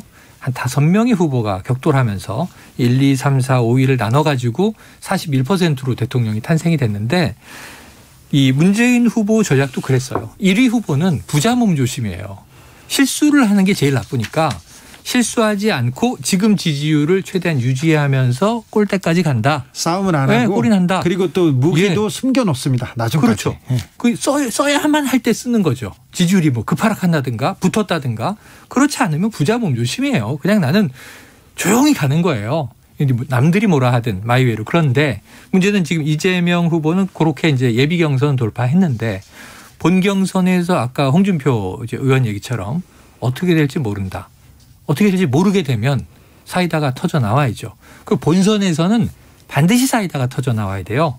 국민들을 흔들지 않으면 이 권력을 잡기는 어렵다. 왜냐하면 지금 상대가 만만치 않아요. 근데 사실은 상대의 체력보다도 상대를 정권을 교체하려는 이 지지층들, 반대층들의 이 결기가 만만치가 않아요. 그래서 사이다는 뒤로 갈수록 강해져야 되는데 어떤 전략을 준비할 수 있을지는 기대해 보겠습니다. 국민의힘 경선 버스로 가보겠습니다. 출발은 진짜 8월 달에 합니까? 그리고 하죠. 8월 말에. 김종인 위원장이 윤석열 안 탄다. 전 총장한테 굉장히 중요한 조언을 하나 던졌어요. 야, 입당하지 마. 타지 마. 그리고 11월 단일화해야지. 어떻게 보십니까? 아니 그거는 그 김종인 비대위원장의 초지일관 그런 어떤 주문을 과거에도 했었어요. 물론 맞아요. 그것을 맞아요. 본인 주도의 신당을 만들겠다는 생각도 있었죠. 삼지대에서 금태섭 등등 다 모아서 해보려고 했던 게 있었는데 어쨌든 그게 거의 자초되는 분위기고. 그렇죠. 근데 이제 윤석열 전 총장의 입장에서는 8월 달에 입당하느냐 아니면 계속 독자 행보를 해서 11월경에 단일화를 하냐 두 가지 선택의 길이 있는데 저는 결국 7월 말까지는 지켜볼 겁니다. 이 지지율이 어떻게 움직이는지 그리고 그렇지. 여러 의혹들에 대해서 어떻게 하는지. 왜냐하면 오히려 비리 의혹들이 그 가족 비리 의혹들이 터지는데 이게 국민의힘의 조기에 입당하면 도움이 될 수도 있지만 그게 보호막이 될 수도 있지만 그 안에서 이제 홍준표 등등 다 유승민 이런 분들이 더 터질거려? 이제 안에 들어왔으니까 네. 그 안에서 경쟁하다 보면 목소리가 훨씬 클 수 있고 매섭게 때릴 겁니다. 그렇죠. 그걸 알고 있기 때문에 조기에 합류하는 거에 대해서 윤석열 전 총장도 두렵고 두 번째는 경선 룰이 아직 확정이 안 됐어요. 맞아요. 경선 룰을 외부 인사가 불리하지 않도록 그렇죠. 과연 깔아줄 거냐 이 부분에 대한 의구심이 있는 거거든요. 지켜보는 겁니다. 지금은. 그래서 그게 여의치 않으면 독자 행보할 수도 있다고 보여집니다. 그래서 터져 나왔지만 6일 날 이 비공개 맥주 모임 했다는 거 아니에요. 윤석 대표하고. 지금 윤 전 총장은 지금 여러 가지 머리 생각이 복잡한데 딱 지금 박시영 대표가 잘 정리한 거대로 두 가지를 저울로 재고 있는 거예요.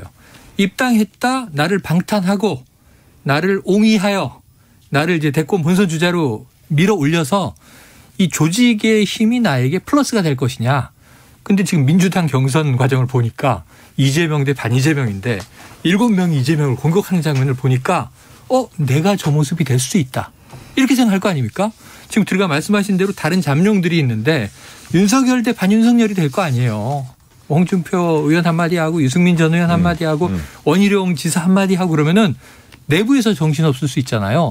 그래서 그 가늠을 하고 있는데 제가 보기엔 지금 마이너스가 좀 두려울 것 같아요. 이게 더 치열하게 아마 검증 작업이 내부에 들어갈 거예요. 국민의힘 안에서는. 왜냐하면 그렇지 않으면 본선에 갔을 때 더 큰 게 터질 수도 있거든요. 그렇죠. 생각해 보십시오. 맞아요. 2007년 대선에서 이명박 박근혜 후보가 나왔을 때 BBK 최태민 두 사람의 그 검증은 그 한나라당 내에서 다 했어요. 그 민주당은 아무런 자료도 없더라고요. 뭐가 없죠. 근데 그 이후 나중에 했지. 나중에. 자, 세월이 흘러. 4523님께서 윤석열은 세력 확보하면서 천천히 단일화하는 게 낫습니다. 국민의힘 입당하면 보수 프레임에 갇힙니다. 얘기했고요.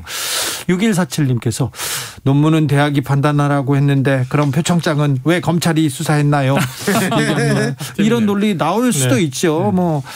2032님께서 우리나라 학위 시스템 문제 심각합니다. 특수대학원에서 정말 학위 장사 수준입니다. 학생이 논문 작성법 모를 수도 있습니다. 지도 교수님들 크게 지도해 주지 않습니다. 이참에 특수대학원 정리점검 한번 해야 됩니다. 아마 특수대학원 전수조사 샘플조사하면 이런 문제 엄청 나올 겁니다. 이 문제도 이 지적도 타당하다고 중요한 봅니다. 사회적인 문제예요. 자, 물어볼 문제는 그런 게 터졌을 때 윤석열 전 총장의 태도 문제라는 거라니까요. 그렇죠. 어떤 입장을 내느냐. 그러니까요. 그거 왜냐하면 터졌을 때 여러 의혹들에 대해서 다 보도가 됐잖아요. 그럼 본인 나름대로 판단을 해야 하거든. 입장도 내고.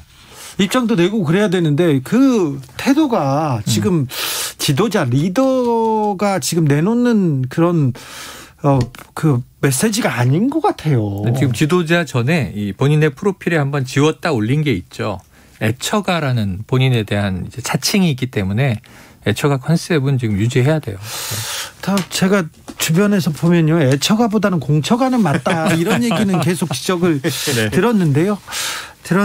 아무튼 윤석열 전 총장이 태도를 어떻게 보이는지 이거 가족 중요한 문제 고독할 거예요. 네, 가족에 대한 이 태도 문제, 이 문제 굉장히 좀 변수가 될 것으로 보입니다. 자, 사과할 것은 빨리빨리 사과하는 게 좋습니다. 그렇습니까? 네, 아무튼 여기까지 하겠습니다. 정치연구소 영앤영, 최영일, 박시영, 최영일 오늘도 감사했습니다. 고맙습니다.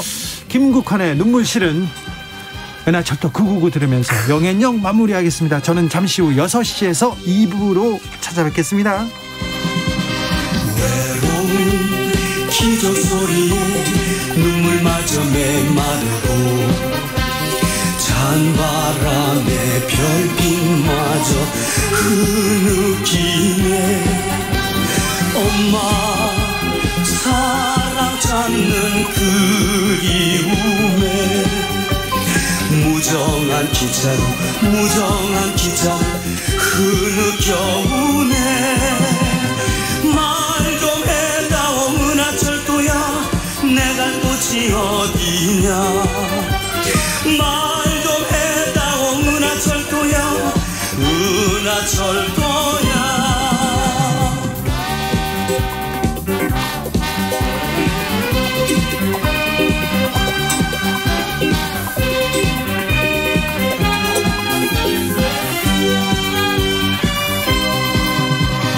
외로운 기적 소리에 눈물마저 메마르고 찬바람에 별빛마저 흐느끼네 엄마 사랑 찾는 그리움에 무정한 기차로 무정한 기차로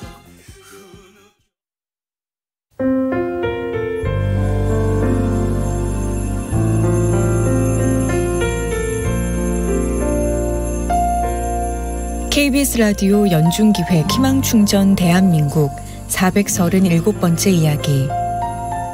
안녕하세요. 아나운서 이현주입니다. 12년 전 원석이 엄마는 쌍둥이 임신 중 하늘이 무너질 것 같은 소식을 들었습니다. 뱃속에 있는 두 아들에게 뇌출혈 증상이 있어서 장애 진단까지 받게 된 겁니다. 주변 사람들은 아이를 포기하는 게 어떠냐고 모진 말을 하기도 했습니다. 하지만 엄마는 시험관 시술로 어렵게 임신한 쌍둥이를 포기할 수 없었습니다. 그렇게 두 아이를 품에 안은 세월이 벌써 12년.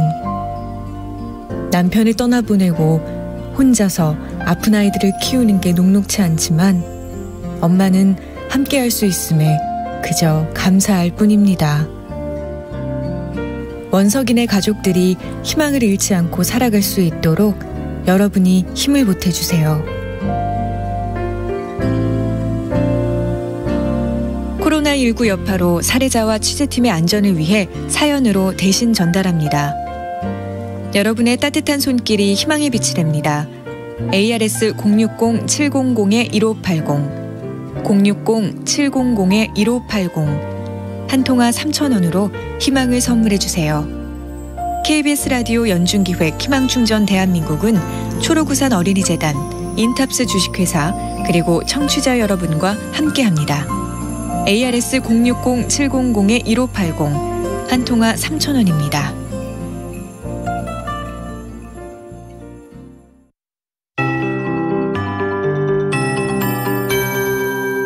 KBS 58분 날씨.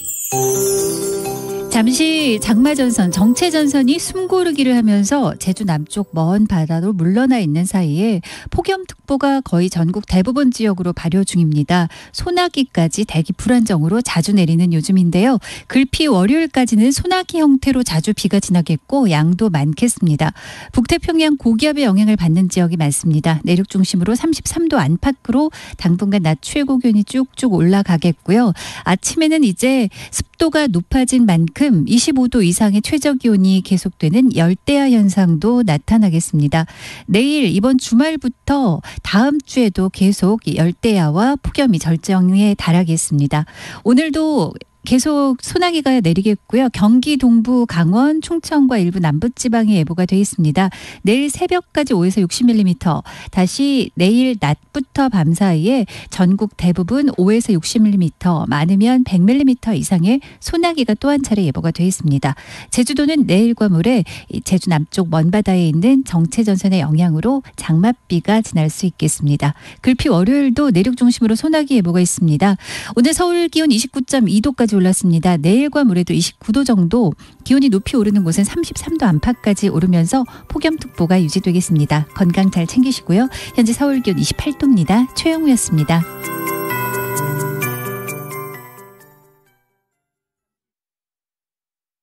정성을 다하는 국민의 방송 KBS가 6시를 알려드립니다. AM 711kHz, FM 97.3MHz, KBS 1라디오입니다. HLKA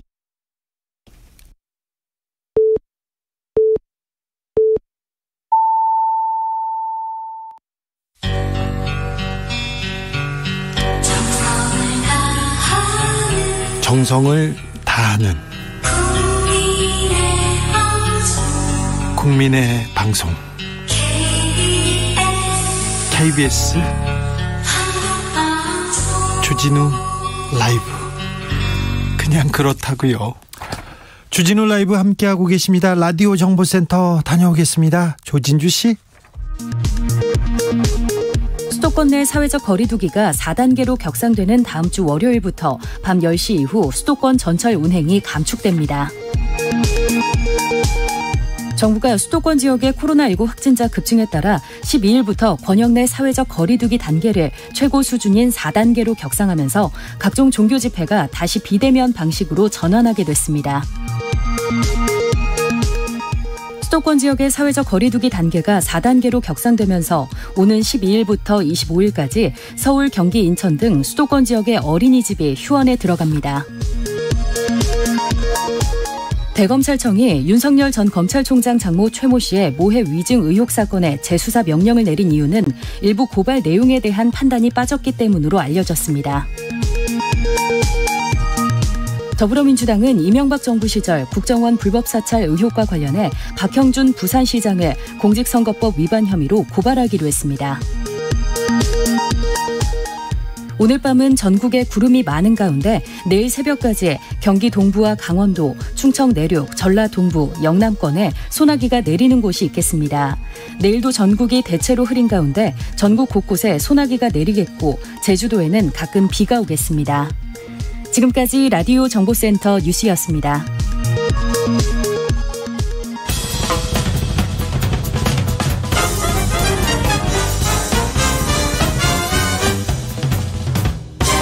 훅 인터뷰. 모두를 위한, 모두를 향한, 모두의 궁금증 훅 인터뷰. 코로나 확진자가 1200명 나오더니 오늘은 1300명대입니다. 매일 최다 확진자 기록을 쓰고 있는데요. 4차 대유행 결국 현실로 다가왔습니다. 정신 바짝 차리고 이 파도 슬기롭게 넘어가야 할 텐데요. 방역당국은 다음 주 월요일부터 수도권 거리두기 최고수인 4단계로 격상하기로 했습니다. 4단계로 가면 뭐가 달라지는지 좀 살펴보겠습니다. 보건복지부 대변인이시죠? 손영래 중앙사고수습본부 사회전략반장, 어서 오세요. 안녕하십니까? 예, 안녕하십니까? 반장님, 신규 확진자가 역대 최다를 기록했습니다. 현재 상황 어떻게 보고 계십니까? 예, 말씀하신 대로 이제 수도권을 중심으로 네 번째 대유행이 좀 본격화되고 있는 단계로 생각하고 있습니다. 예. 이렇게 급증하게 된 원인을 뭘로 보고 계세요? 결국엔 사회적 접촉이 많아서 이제 생긴 문제라고 보여지는데요. 네. 이제 예방접종이 고령층을 중심으로 지금 전개되면서 60대 이상 고령층의 환자 발생은 증가하지 않고 있습니다. 네. 반면에 이제 청장년층의 환자는 많이 유행이 증가하고 있는데, 이 증가되는 패턴을 보고 있으면 특정한 어떤 시설이라든지 어떤 큰 집단들이 있는 게 아니고 일상생활 여러 영역에서 작은 소모임이나 혹은 우연히 그냥 접촉한 경우에서 나타나는 작은 접촉 감염들이 굉장히 많습니다. 백신 접종이 좀 늘었어요. 늘었는데 사람들이 좀 해이해졌다고 봐야 되는 건가요? 원인에는 아마 여러 가지가 작용했을 거라고 지금 보고 있는 중입니다. 예방접종이 좀 전개되면서 여기에 대해서 좀 더 안심하게 된 부분도 있었을 거라고 보고 있고요. 예.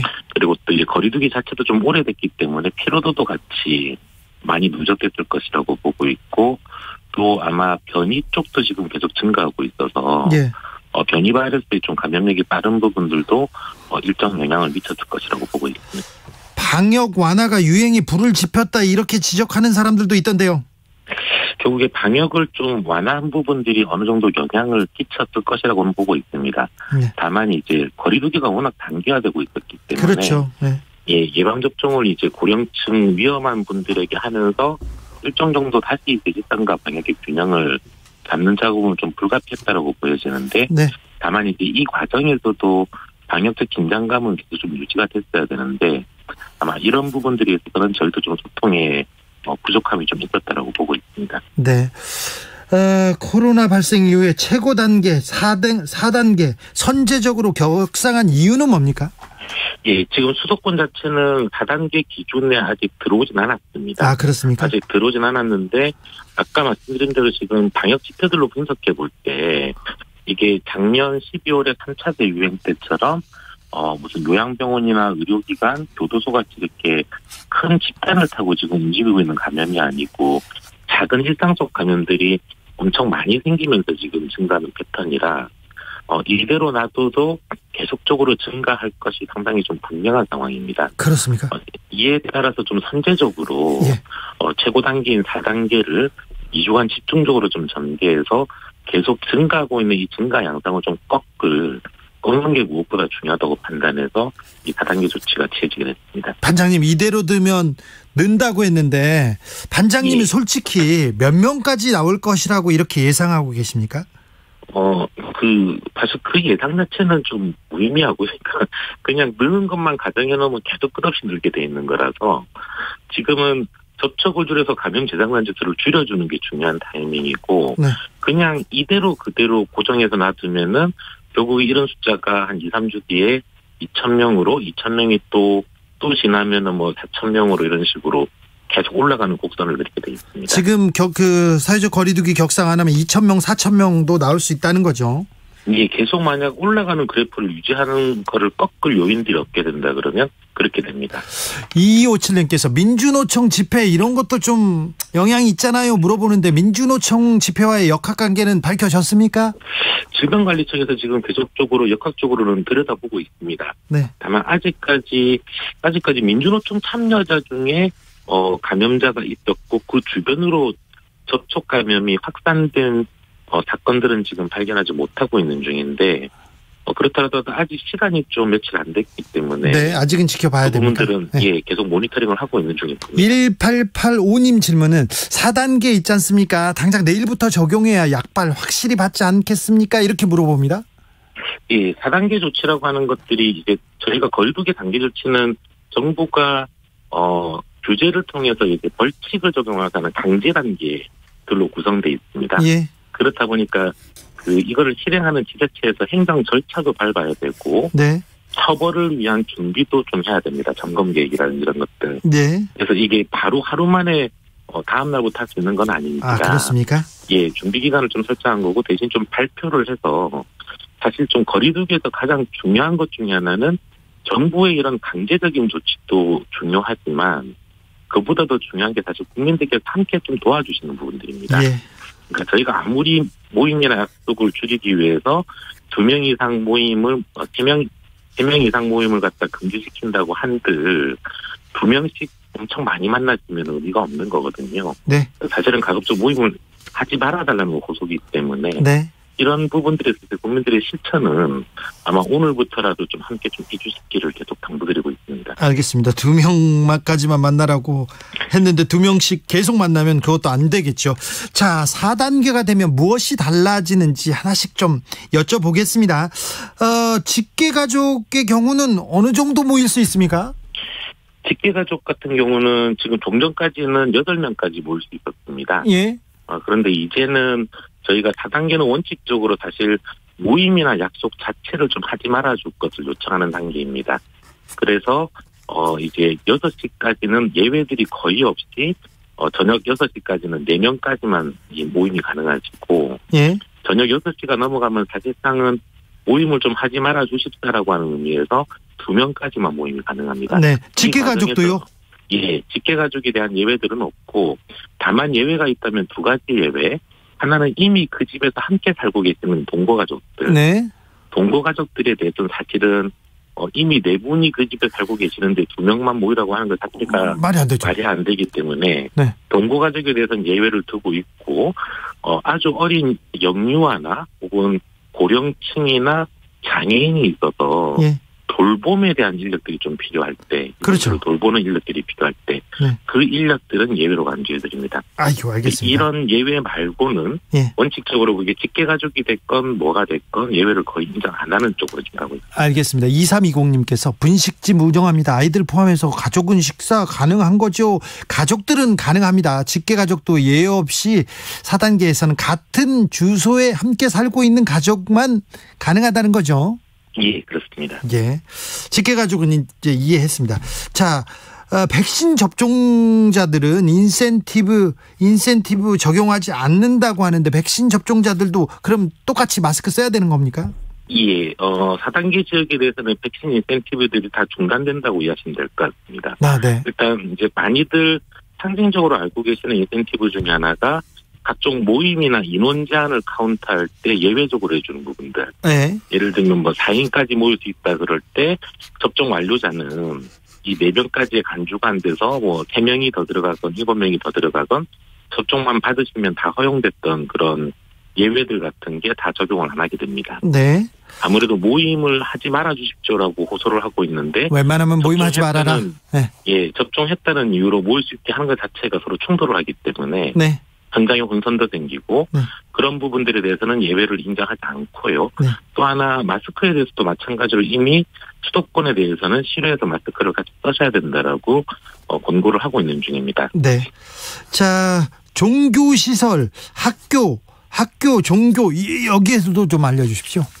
예, 학교는 지금 이제 원격 수업 중심으로 전환되게 될 예정입니다. 네. 다만 이제 이 학교 현장도 준비가 필요해서 월요일부터 바로 원격 수업으로 전환시킬 수는 없고 아마 수요일을 기점으로 학교별 준비사항을 보면서 수요일 정도부터 다 원격 수업으로 전환한다는 계획입니다. 네. 그리고 종교시설에 대해서도 현재 저희가 보통은 예배를 30%, 20%, 50%는 식으로 허용해 드리고 있었는데 4단계 조치 자체는 사실은 아예 외출과 모임들을 좀 차단한다는 목적이 있기 때문에 비대면 예배만, 그러니까 인터넷상이나 영상을 통해서 예배에 참여해 주시는 쪽으로 한 2주간만 좀 협조해 주시기를 요청드리는 바입니다. 4592님의 질문입니다. 택시기사인데요. 12일 6시 이후에 3분이 탑승하시면 이거 승차 거부해야 됩니까? 물어봅니다. 원래 3분이 같이 계시는 것 자체가 모임적 쪽으로 간주될 가능성이 있습니다. 그래서 사실 3분이 타시는 것 자체가 좀 위법의 가능성이 크다라고 보셔야 될 것 같습니다. 아, 그래요? 저희가 이제 처벌을 하는 거는 좀 다른 문제가 됩니다. 네. 그러니까 사실은 이게 행정적으로는 처벌이라고 하는 거는 이제 고의성과 의도성이 굉장히 있는 가운데서 벌칙을 드리는 문제가 되기 때문에 그 3명이라고 하는 부분들이 어떻게 구성된 건지 동일한 목적을 가지고 동일한 활동을 공유했는지 등등으로 처벌을 하게 될 것 같은데 그렇다 하더라도 좀 쉽게 이해하신다 그러면 저녁 6시 이후로는 3명 이상이 뭉쳐 다니면 안 된다라고 이해하시는 게 그거로 좀 쉬울 것 같습니다. 알겠습니다. 저녁 6시 이후에 3명 이상 뭉쳐 다니지 말랍니다. 자, 집회는 어떻게 되죠? 집회도 지금 이 2주간은 금지됩니다. 다만 네. 1인 시위에 대해서만 좀 허용을 하게 되고요. 1인 시위가 아닌 어떤 형태로든 이 2명 이상이 모여서 하는 다수의 집회들은 전면 금지됩니다.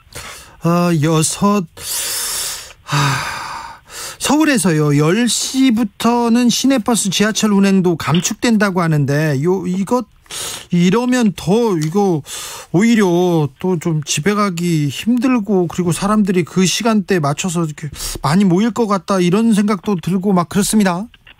이게 그러니까 4단계가 지금 의도하고 있는 거는 불필요한 외출을 삼가 주시고 약속이나 모임을 가급적 취소하고 집에 머물러 달라라고 하는 이 단계입니다. 그렇다 보니까 이제 재택근무도 재택근무대로 확대시키기 시작하고 각종 이 퇴근을 하더라도 퇴근하고 저녁 식사 같은 걸 누군가와 같이 밖에서 하지 마시고 바로 퇴근해서 집으로 좀 가주십사.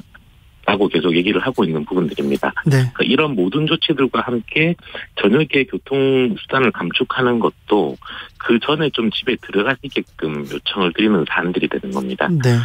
이뿐 아니라 이제 그 다중이용 시설들, 식당, 카페를 비롯해서 여러 시설들, 실내 체육시설이 됐건 영화관이 됐건 독서실이 됐건 여러 시설들도 다 10시에는 운영이 중단되게 됩니다. 네. 그래서 가급적 좀 지금 부탁드릴 부분들은 출퇴근이 어쩔 수 없을 건데 출퇴근조차도 기업 부분에는 재택근무를 좀 늘려달라고 요청드리고 있고 출퇴근 하시는 분들도 퇴근 때 집으로 그냥 바로 들어가셔서 한 2주간은 좀 집에 계속 머물러 달라고 부탁을 드리는 부분입니다. 이 코로나 확진자가 계속 늘고 있는데 그런데 사망자는 늘지 않고 있고요. 그다음에 중증 환자도 잘 관리하고 있는 것 같습니다. 예, 그렇습니다. 아까 말씀드린 것처럼 저희가 60대 이상에 대해서는 1차 예방접종이 끝난 상태라서 사실은 코로나 환자의 사망자의 대부분은 60대 이상 고령층에서 발생합니다.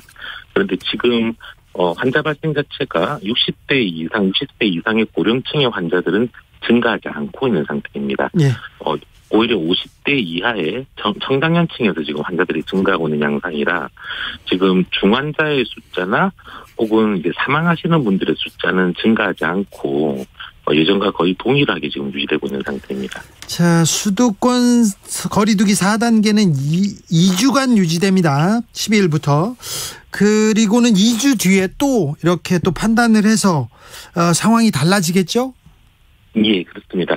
이 거리두기 4단계 체계는 사실은 저희가 지금 방금 설명드린 모든 내용들이 굉장히 강력한 체계입니다. 네. 그러니까 강력한 체계란 말은 뒤집어 말씀드리면 이제 국민들의 사회 경제적인 피해가 상당히 크게 야기되는 조치들이라는 부분들입니다. 네. 불편하시기도 많이 불편하시고 서민 경제에 여러 애로도 발생하게 될 겁니다. 그래서 저희가 지금 희망하는 부분들은 굉장히 강력한 체계이기 때문에 국민들과 함께 좀 2주간 총력을 다해서 집중적으로 전개하면 이 기간 동안에서 이 증가 추이가 꺾일 것이라고 좀 기대를 하고 있는 중입니다. 예, 꺾이겠죠. 2주간 이렇게 열심히 하면요. 예, 꺾이게 되면 이거를 더 길게 하기는 상당히 무리이기 때문에 그 꺾이는 양상을 보면서 단계를 조정할 수 있을 것이라고 지금 기대하고 있는 중입니다. 아무래도 2030 세대한테도 백신을 빨리 맞춰야 될 것 같은데요. 접종 계획은 일정은 어떻게 됩니까? 지금 백신 접종은 지금 도입량과 지금 맞물려 있어서 현재는 고3과 이제 초중고 교사들 중심으로 접종이 전개되고 있고 2주 뒤부터는 이제 50대 분들의 접종이 시작됩니다. 2주 뒤부터 50대 분들 한 800만 명 정도가 접종을 쭉 받게 되고 이제 그 이후에는 8월, 9월 동안 40대, 30대, 20대까지 모든 분들이 한 2,300만 명 이상의 접종이 완료되게 되어 있습니다. 네. 따라서 7월 말부터 시작하면은 50대부터 시작해서 그 이하 연령층으로 차근차근 8월 정도부터는 접종들이 쭉 전개되게 돼 있어서 그 기간 중에서 아마 좀 서둘러 신청하시게 되면은 8월 중부터는 접종을 받게 되실 겁니다. 아, 그렇습니까? 그리고 11월에는 2차 접종까지 거의 마치게 됩니까? 예, 9월까지 전체 인구의 70%가 이제 1차 접종을 마무리하시게 될 거고, 예. 그리고 11월까지는 그 인구들이 다 두 번째 접종까지는 마무리한다는 얘기입니다. 네. 마지막으로 코로나 확산을 막기 위해서 국민들께 당부 말씀 좀 강조 부탁드리겠습니다. 예, 그 2주간 이제 4단계 조치를 실시하게 되는데 이 4단계가 성공하기 위해서는 아까 말씀드린 것처럼 정부의 노력도 중요하지만 국민들께서 함께 협조해 주시는 것도 굉장히 중요합니다. 딱 2주간만 많이 불편하시겠지만 모임이나 약속 등은 좀 취소해 주시고 바로 집으로 돌아오셔서 불필요한 외출을 최소화하면서 집에 머무르면서 좀 안전하게 계시는 이 협조를 함께 좀 도와주시기를 부탁드리겠습니다. 7109님께서 전쟁 때도 막바지가 더욱 치열했습니다. 이렇게 얘기합니다. 말씀 감사합니다. 고생 많으신데 더 고생해 주십시오. 예, 감사합니다. 지금까지 손영래 보건복지부 대변인이었습니다. 정치 피로, 사건 사고로 인한 피로, 고달픈 일상에서 오는 피로. 오늘 시사하셨습니까? 경험해보세요. 들은 날과 안 들은 날의 차이. 여러분의 피로를 날려줄 저녁 한 끼 시사 추진우 라이브.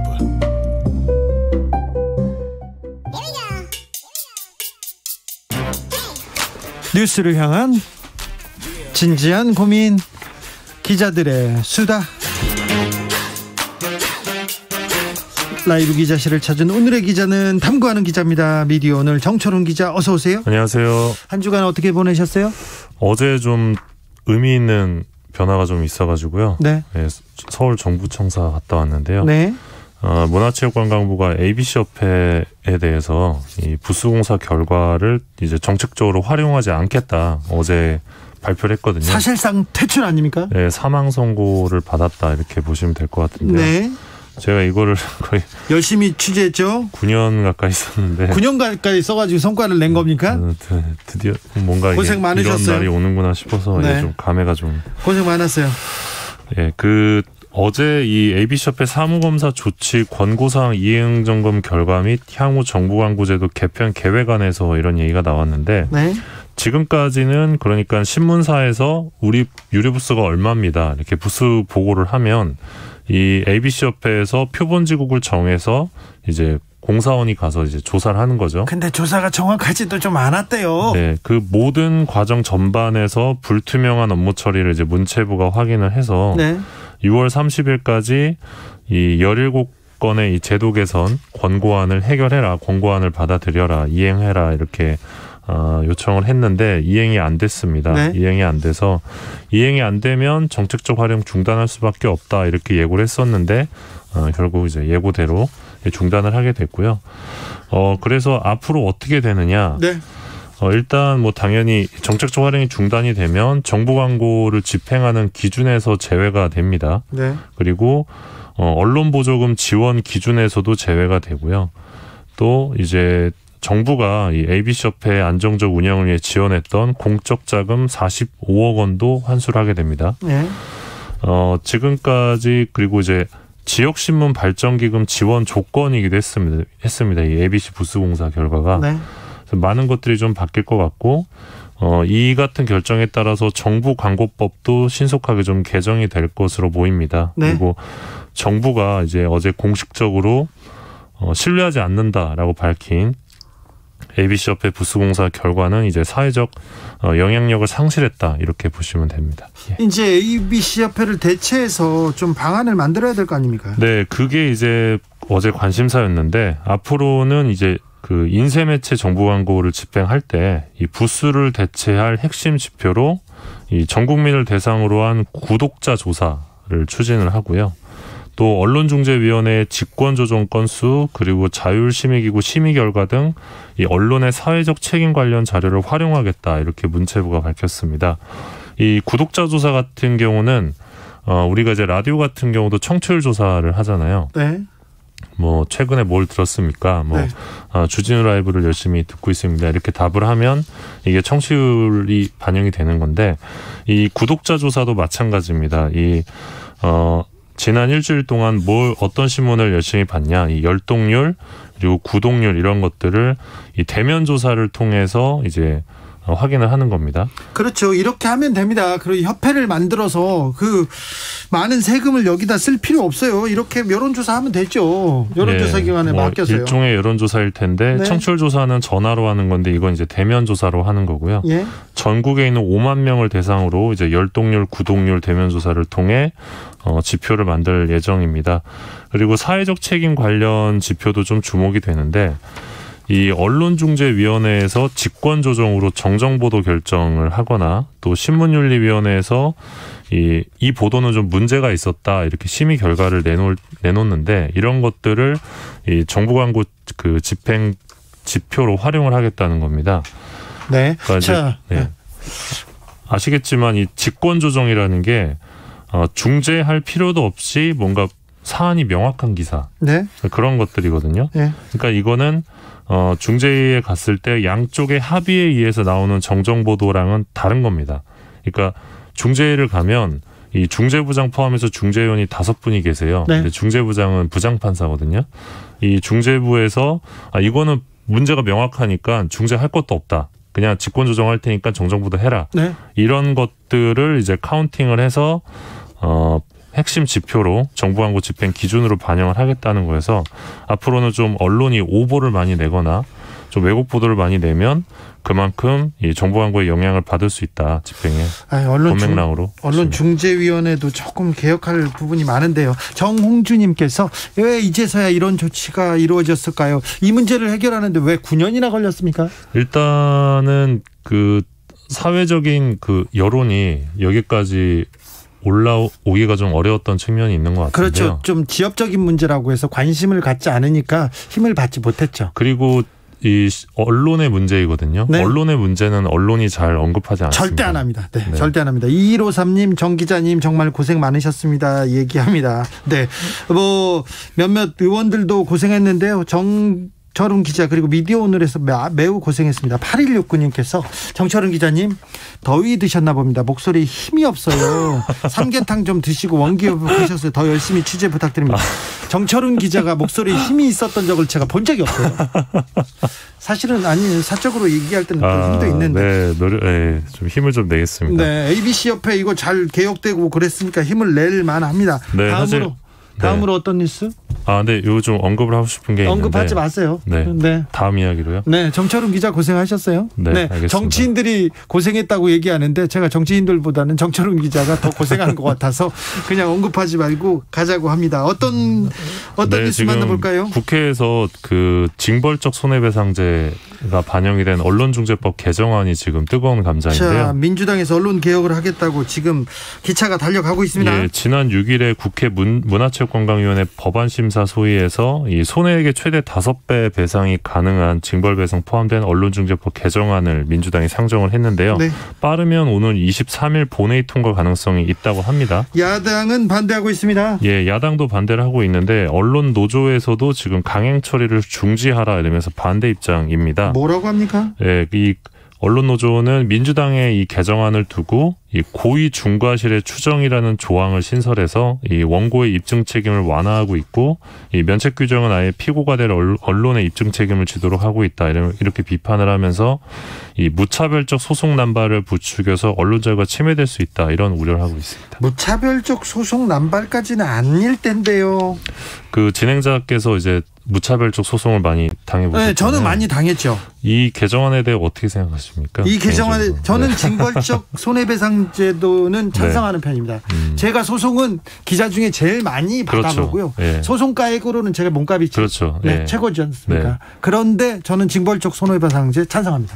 근데 이제 어떤 대기업이나 또는 뭐 굉장히 유명한 정치인들이 그 기사를 못 쓰게 하려고 최대 5배까지 이렇게 배상액을 기사를 못 쓰게 하려고 소송을 남용해 왔어요. 지금껏 남용해 왔어요. 저도 계속 당했었습니다. 근데 이 징벌배상제가 도입이 되면 이런 그 입막음용 봉쇄 소송이 더 많아질 거다 이런 게 이제 언론노조의 우려인데요. 이미 이렇게 그 대기업 그리고 센 정치인들은 이 소송을 하면서 그 언론을 많이 괴롭혔습니다. 충분히. 그런데 더 세질 거다 그렇게 생각하지 않습니다. 예. 언론 노조는 이제 저널리즘의 원칙에 충실하지 않은 보도로 발생한 시민 피해는 몇 배라도 손해배상을 할 수 있지만 민주당 개정안은 여전히 수기를 거쳐야 될 부분이 많다면서 속도전을 중단하라고 요구를 했는데요. 네.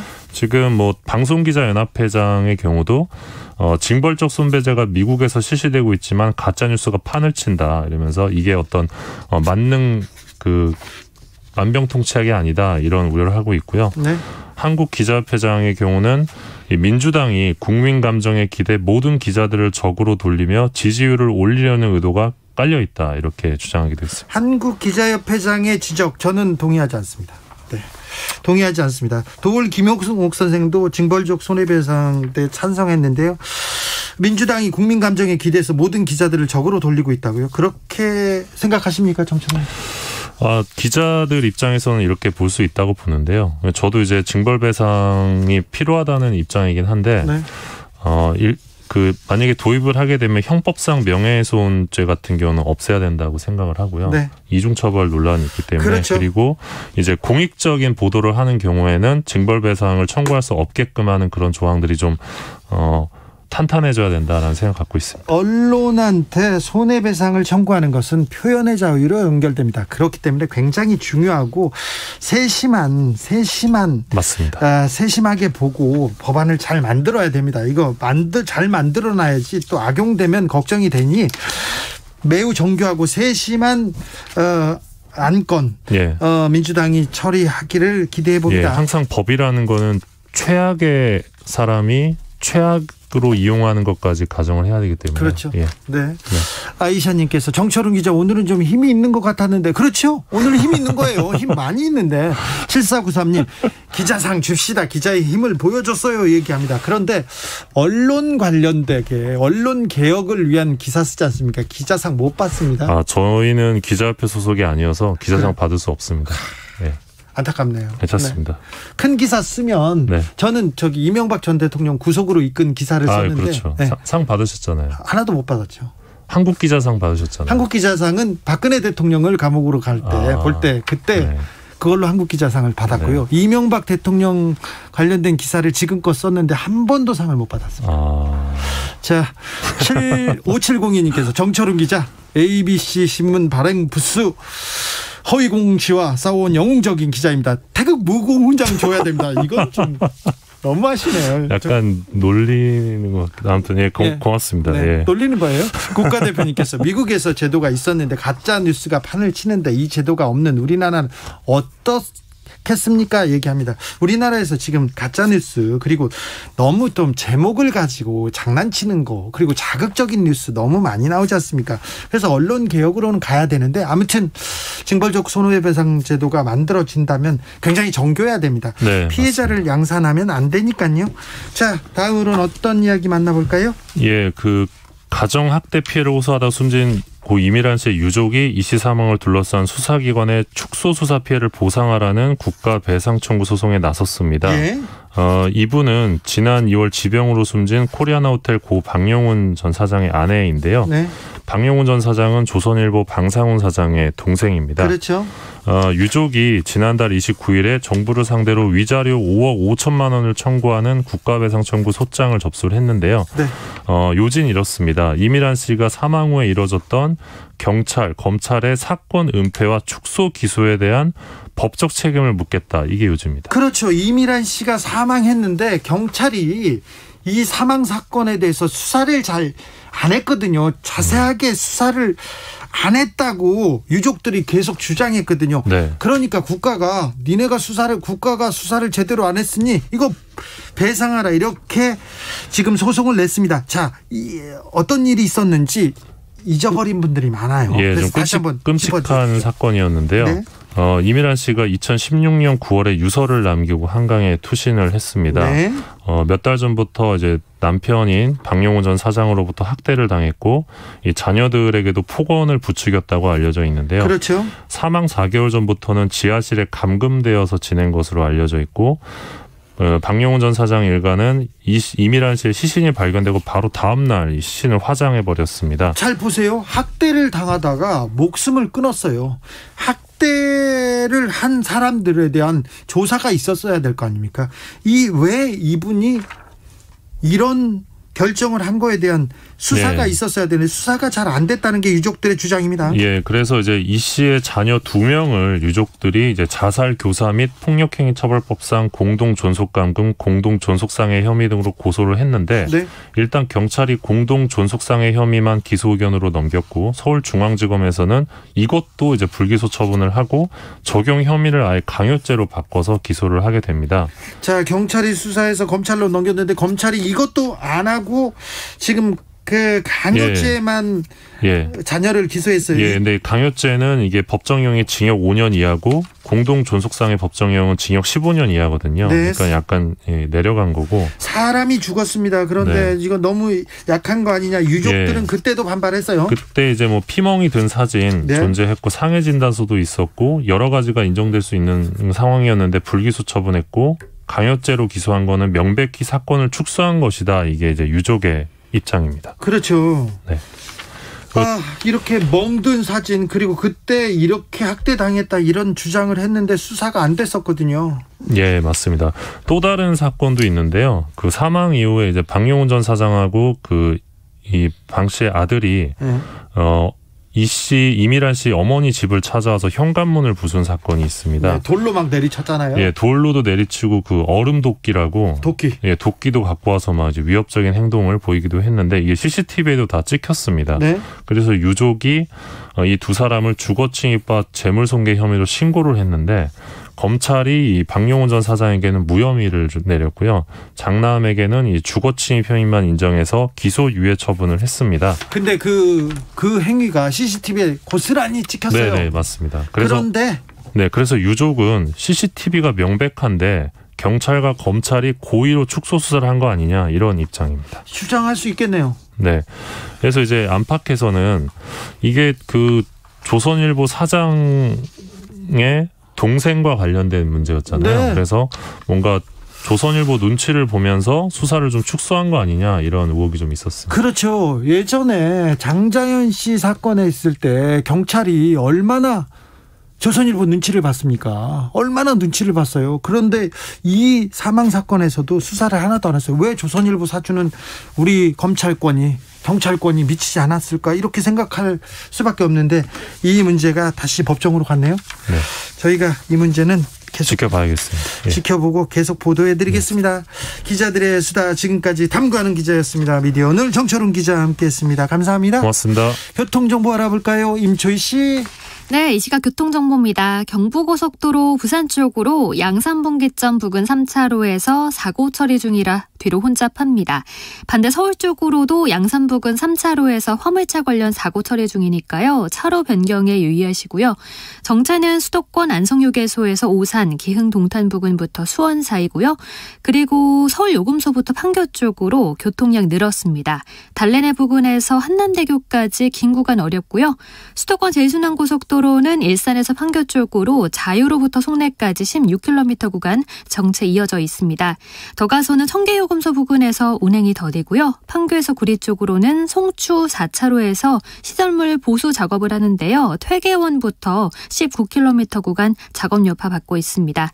이전으로는 송파부터 서하남, 다시 광암터널 부근에서 토평까지도 긴 구간 차가 많습니다. KBS 교통정보센터에서 임초희였습니다.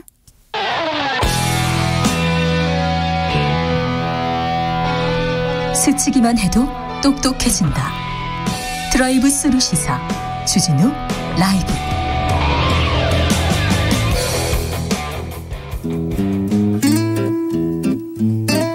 현실에 불이 꺼지고 영화의 막이 오릅니다. 영화보다 더 영화 같은 현실. 오늘의 시사 시작합니다. 라이너의 시사회. 영화 전문 유튜버 라이너 어서 오세요. 네, 안녕하세요. 잘 지내셨어요? 네, 잘 지냈습니다. 요즘 어떤 영화 재밌게 보셨어요? 최근에는 요즘 영화계가 가장 화제가 돼 있는 블랙 위도우. 네. 재밌게 봤습니다. 아, 그렇습니까? 네. 재밌습니까? 네, 재미있더라고요. 네. 또 다른 영화는요? 다른 영화들도 좋은 영화들이 좀 있었던 것 같은데요. 네. 좀 기억에 남는 작품들은 발신제한도 좀 중반 이후가 좀 안 좋았지만 네. 괜찮은 영화라는 생각이 들었습니다. 알겠습니다. 네. 자, 오늘 어떤 이야기 해볼까요? 네, 최근에 윤석열 전 총장이 대권 행보를 하시면서 네. 관심이 가고 있는데요. 네.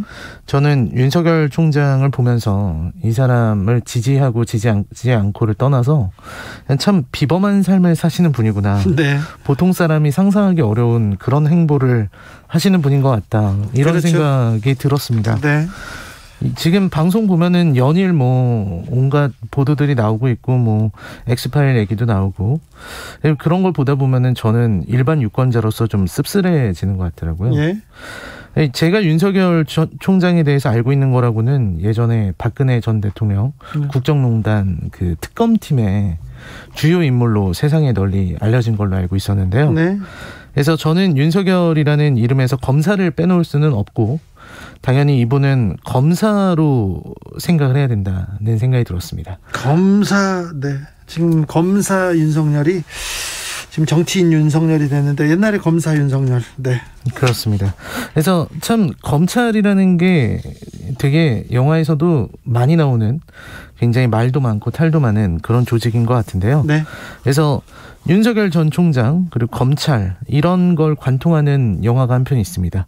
바로 정지영 감독의 블랙머니라는 작품입니다. 블랙머니는 정지영 감독이 론스타 사건을 가지고 만든 영화였죠? 네, 맞습니다. 그 블랙머니가 정지영 감독이 되게 오랜만에 연출한 영화예요. 이 영화 덕분에 현역 최고령 감독이다라는 말을 듣기도 했는데요. 아, 그래요? 네, 정재영 감독은 잘 아시겠지만 이제 90년대 초반에 남부군이라는 영화, 네. 하얀 전쟁이라든지 뭔가 이런 영화들을 많이 냈고요. 부러진 화살. 네, 부러진 화살, 남영동 1985 이런 작품들을 내서 사회고발 영화를 많이 만들었던 그런 감독이기도 합니다. 최근에는 그랬죠? 네. 이 감독이 이번에는 사실 블랙머니를 통해서 어떤 우리 사회의 불의, 정의라든지 진실이 가려진 것들을 드러내려고 했다는 생각이 드는데요. 이게 이제 론스타에 의한 외환은행 게이트, 네. 이 사건을 다룬 겁니다. 네. 이게 제가 조사를 해보니까 2000년대에 론스타가 한국을 유린한 사모펀드다 이렇게 소개가 되고 있더라고요. 네, 그렇게 볼 수 있어요. 네, 그 한국의 부실 채권들, 건물들 이런 걸 헐값에 사서 비싸게 파는 행위들을 했고, 네. 굉장히 능수능란하게 바이아웃을 하고 이런 일들이 있었던 것 같습니다. 네, 은행도 헐값에 사갔죠. 네, 결국 외환은행을 헐값에 론스타가 사들이고 다시 하나은행에 매각하는 이런 과정에서 국민들의 반발이 생겼다고 합니다. 예.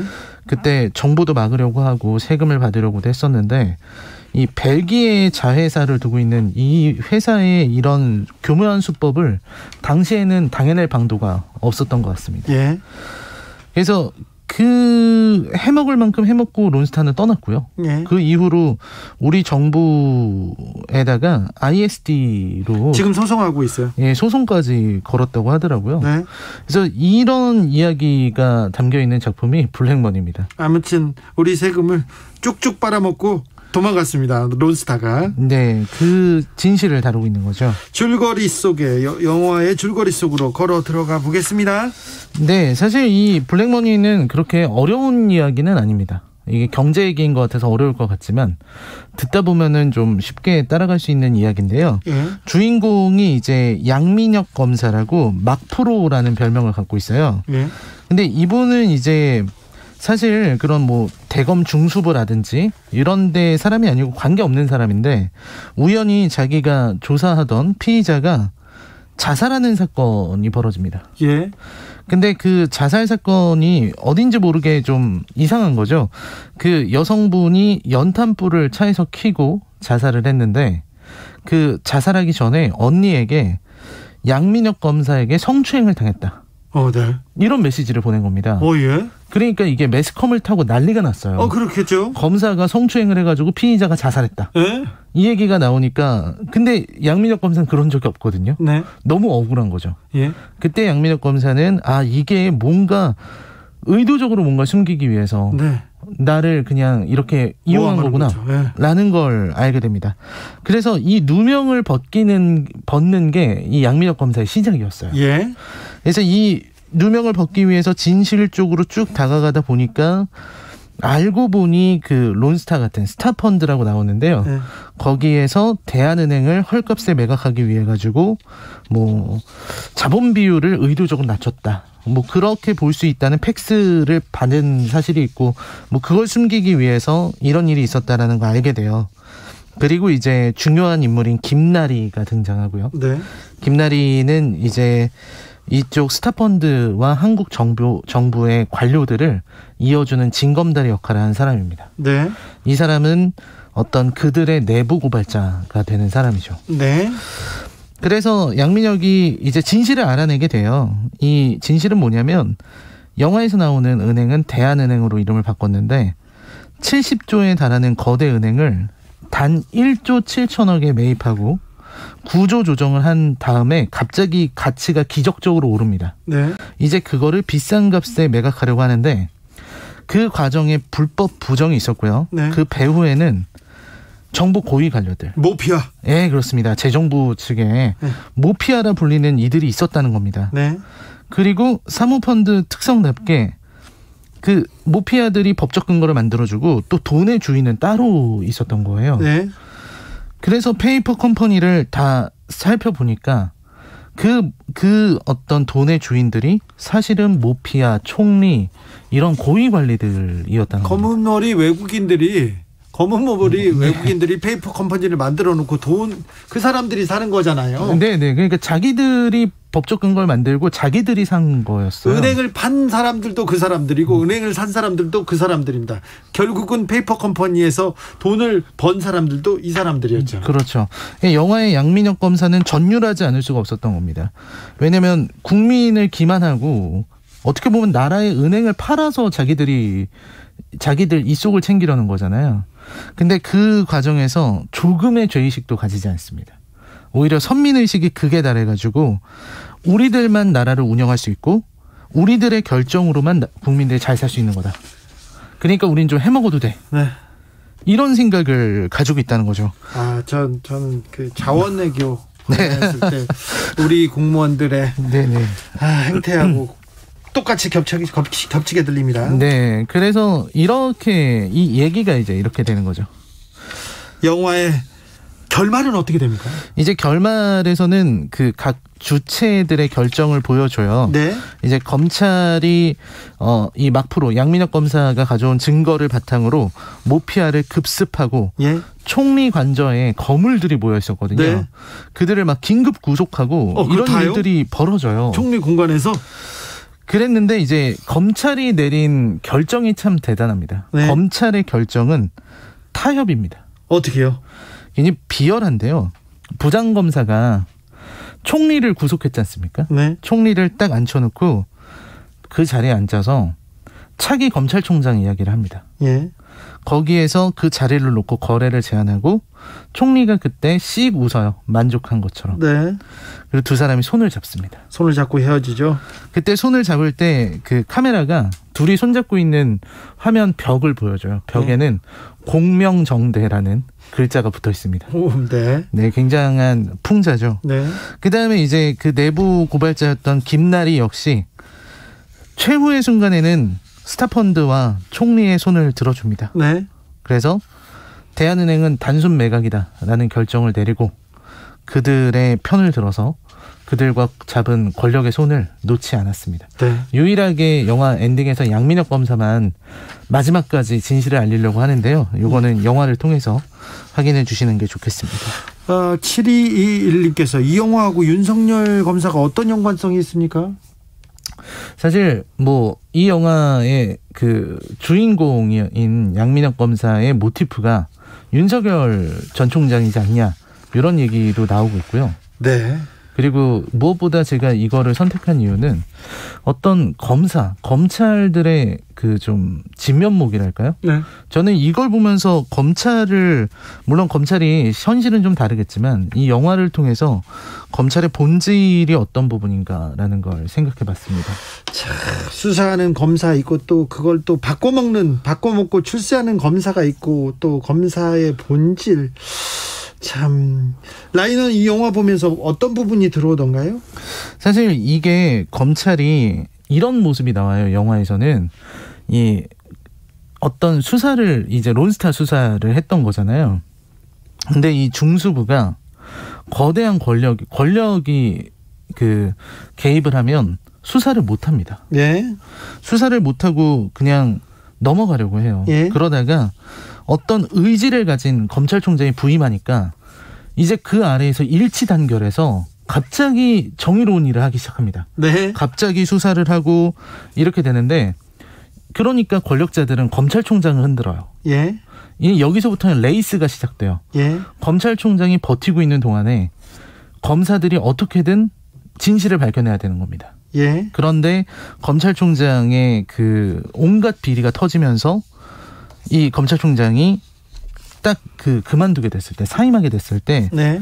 부장검사는 바로 권력과 손을 잡죠. 그럼 바로 그 자리에서 변신하죠. 그 자리에서 변신합니다. 네. 그 전까지는 양민혁 검사가 정말 천군만마를 얻은 것 같았어요. 예. 중수부의 동료들이 자기를 막 도와주고 함께 정의를 행하는 줄 알았지만 정작 총리를 잡아놓고 나서는 차기 검찰총장 얘기를 하면서 옷을 딱 갈아입는 거죠. 돌변합니까 검사들이? 바로 돌변하면서 철저하게 권력의 하인이 됩니다. 네.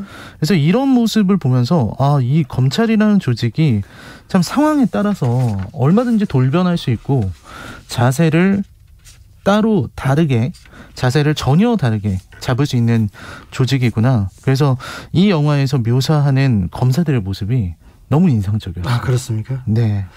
저기 부당거래 주양 검사만큼 인상적이었습니까? 아, 그것보다도 여기는 조금 더 노골적으로. 네. 주양 검사는 사실 네. 개인의 비리잖아요. 네. 근데 여기는 검찰 조직 전체의 태도 변화, 태세 전환 이런 것들을 그리고 있고요. 예.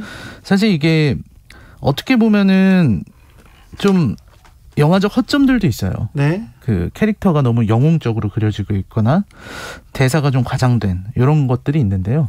그럼에도 불구하고 이 악을 고발하려고 하는 그 소리는 굉장히 순수하게 들리는 그런 영화입니다. 아, 감사했습니다. 시사회 오늘의 작품은 블랙먼이었습니다. 라이너 감사합니다. 네, 고맙습니다. 오늘도 수고하고 지친 자들이여 여기로 오라.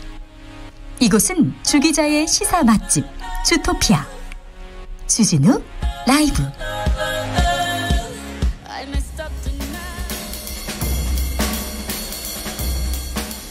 느낌 가는 대로 그냥 고른 뉴스 여의도 주필. 올 가을 델타 변이 강타, 2개의 미국으로 갈라질 것 보건 전문가 경고. 매경닷컴 기사인데요. 지금은 여름입니다. 그래서 바이러스가 그렇게 이렇게 번성하진 않습니다. 그런데 가을은 매우 위험할 거라고 합니다. 미국에서 접종률이 낮은 지역, 백신 접종률이 가장 낮은 지역부터 대규모 유행이 일어날 것이어서 미국은 2개로 갈라질 것이다. 백신을 맞지 않은 미국인들은 대가를 치를 수밖에 없다.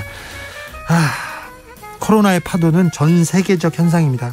우리는 여름에 빨리 이 유행을 빨리 이렇게 막고 좀 누르고 빨리 벗어나야 될 것 같습니다. 이번 주말이 굉장히 중요하다고 또 한번 부탁드립니다. 조금 자제하셔야 됩니다. 이 시국에 자정쯤 귀가 나빠 딸이 내민 옐로카드. SBS 기사인데요. 코로나 4차 대유행 커지고 있는 가운데 대전의 한 중학생이 코로나 서약서를 썼어요. 뭐라고 썼냐면은 밤 11시가 되기 전에 집에 돌아올 것을 맹세합니다. 마스크를 지금보다 더 잘 쓸 것을 맹세합니다. 그런데요, 어떤 내용인가 했더니 대전에 사는 중학생 딸이 회사 핑계로 맨날 술 먹고 밤 11시가 넘어서 귀가하는 아빠한테 건넨 서약서래요. 그러니까 서약서가 아니라 아빠 옐로카드야 이렇게 하고 건넸다고 합니다. 딸이 뭐라고 하냐면요, 아무리 얘기를 해도 아빠가 마스크를 제대로 쓰지 않고 집에 오면 손도 대충 씻는다. 무엇보다도 밤늦게까지 사람들과 어울려서 식사를 하고 술을 마셔서 속상해요 이렇게 말했다고 합니다. 딸 이야기는 좀 들으셔야죠. 우리 아빠들한테 이 기특한 딸이 하는 얘기입니다. 딸 얘기는 듣자고요.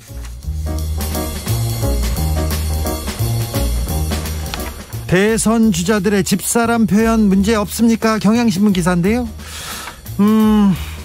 대선 주자들이 공식석상에서 배우자를 집사람이라고 이렇게 부르는 발언 있는데 이 발언 어떻게 생각하십니까? 윤석열 전 총장이 경향신문 인터뷰에서 집사람은 새벽 2시에서 3시까지 책을 읽거나 컴퓨터 앞에 앉아있을 만큼 쉴 틈 없이 공부하고 열심히 일하는 사람 이렇게 얘기했습니다. 홍준표 국민의힘 의원도 이낙연 전 더불어민주당 대표도 이재명 경기지사도 계속해서 집사람이 이랬습니다. 집사람은 어떻게 얘기하고 있습니다. 이렇게 얘기하는데 집사람은 집에 있는 사람, 그러니까 남성은 집 밖에서 일하고 여성은 집 안에서 일한다는 과거의 고정관념에서 비롯된 말입니다. 성차별 용어로 분류되고 있습니다. 자기 아내를 겸손하게 낮춰 부르는 말이다 이렇게 규정하기도 하지만 국립국어원에서 차별적이고 비객관적인 언어다. 그래서 개선해야 된다면서 다른 얘기를 합니다. 자, 집사람은 양성 불평등 관련된 표현입니다. 그러니까 배우자로 바꿔 부르도록 이렇게 했다고 합니다. 집에 있는 사람, 약간 우리가 좀 고쳐야 되지 않을까 이런 생각해 봅니다. 배우자로 이렇게 부르시고 부인이라는 단어도 나쁘지 않다고 합니다. 그러니까 생각해 보자고요. 신해철이 부른 아내에게 바치는 노래 들으면서 금요일 주진우 라이브 마무리하겠습니다. 한창성님이 아빠도 힘들다 애기야 이렇게 얘기합니다. 네, 알죠. 아빠 힘들죠. 본방사수 인증 퀴즈 주진우 라이브에서 내고 있는데 오늘의 정답은 3번 박시영과 최영일이었습니다. 햄버거 세트 받으실 분들 주진우 라이브 홈페이지에 올려놓을 테니까 받아가세요. 꼭 받아가십시오. 오늘 못 받으신 분들 내일 또 도전해 주십시오.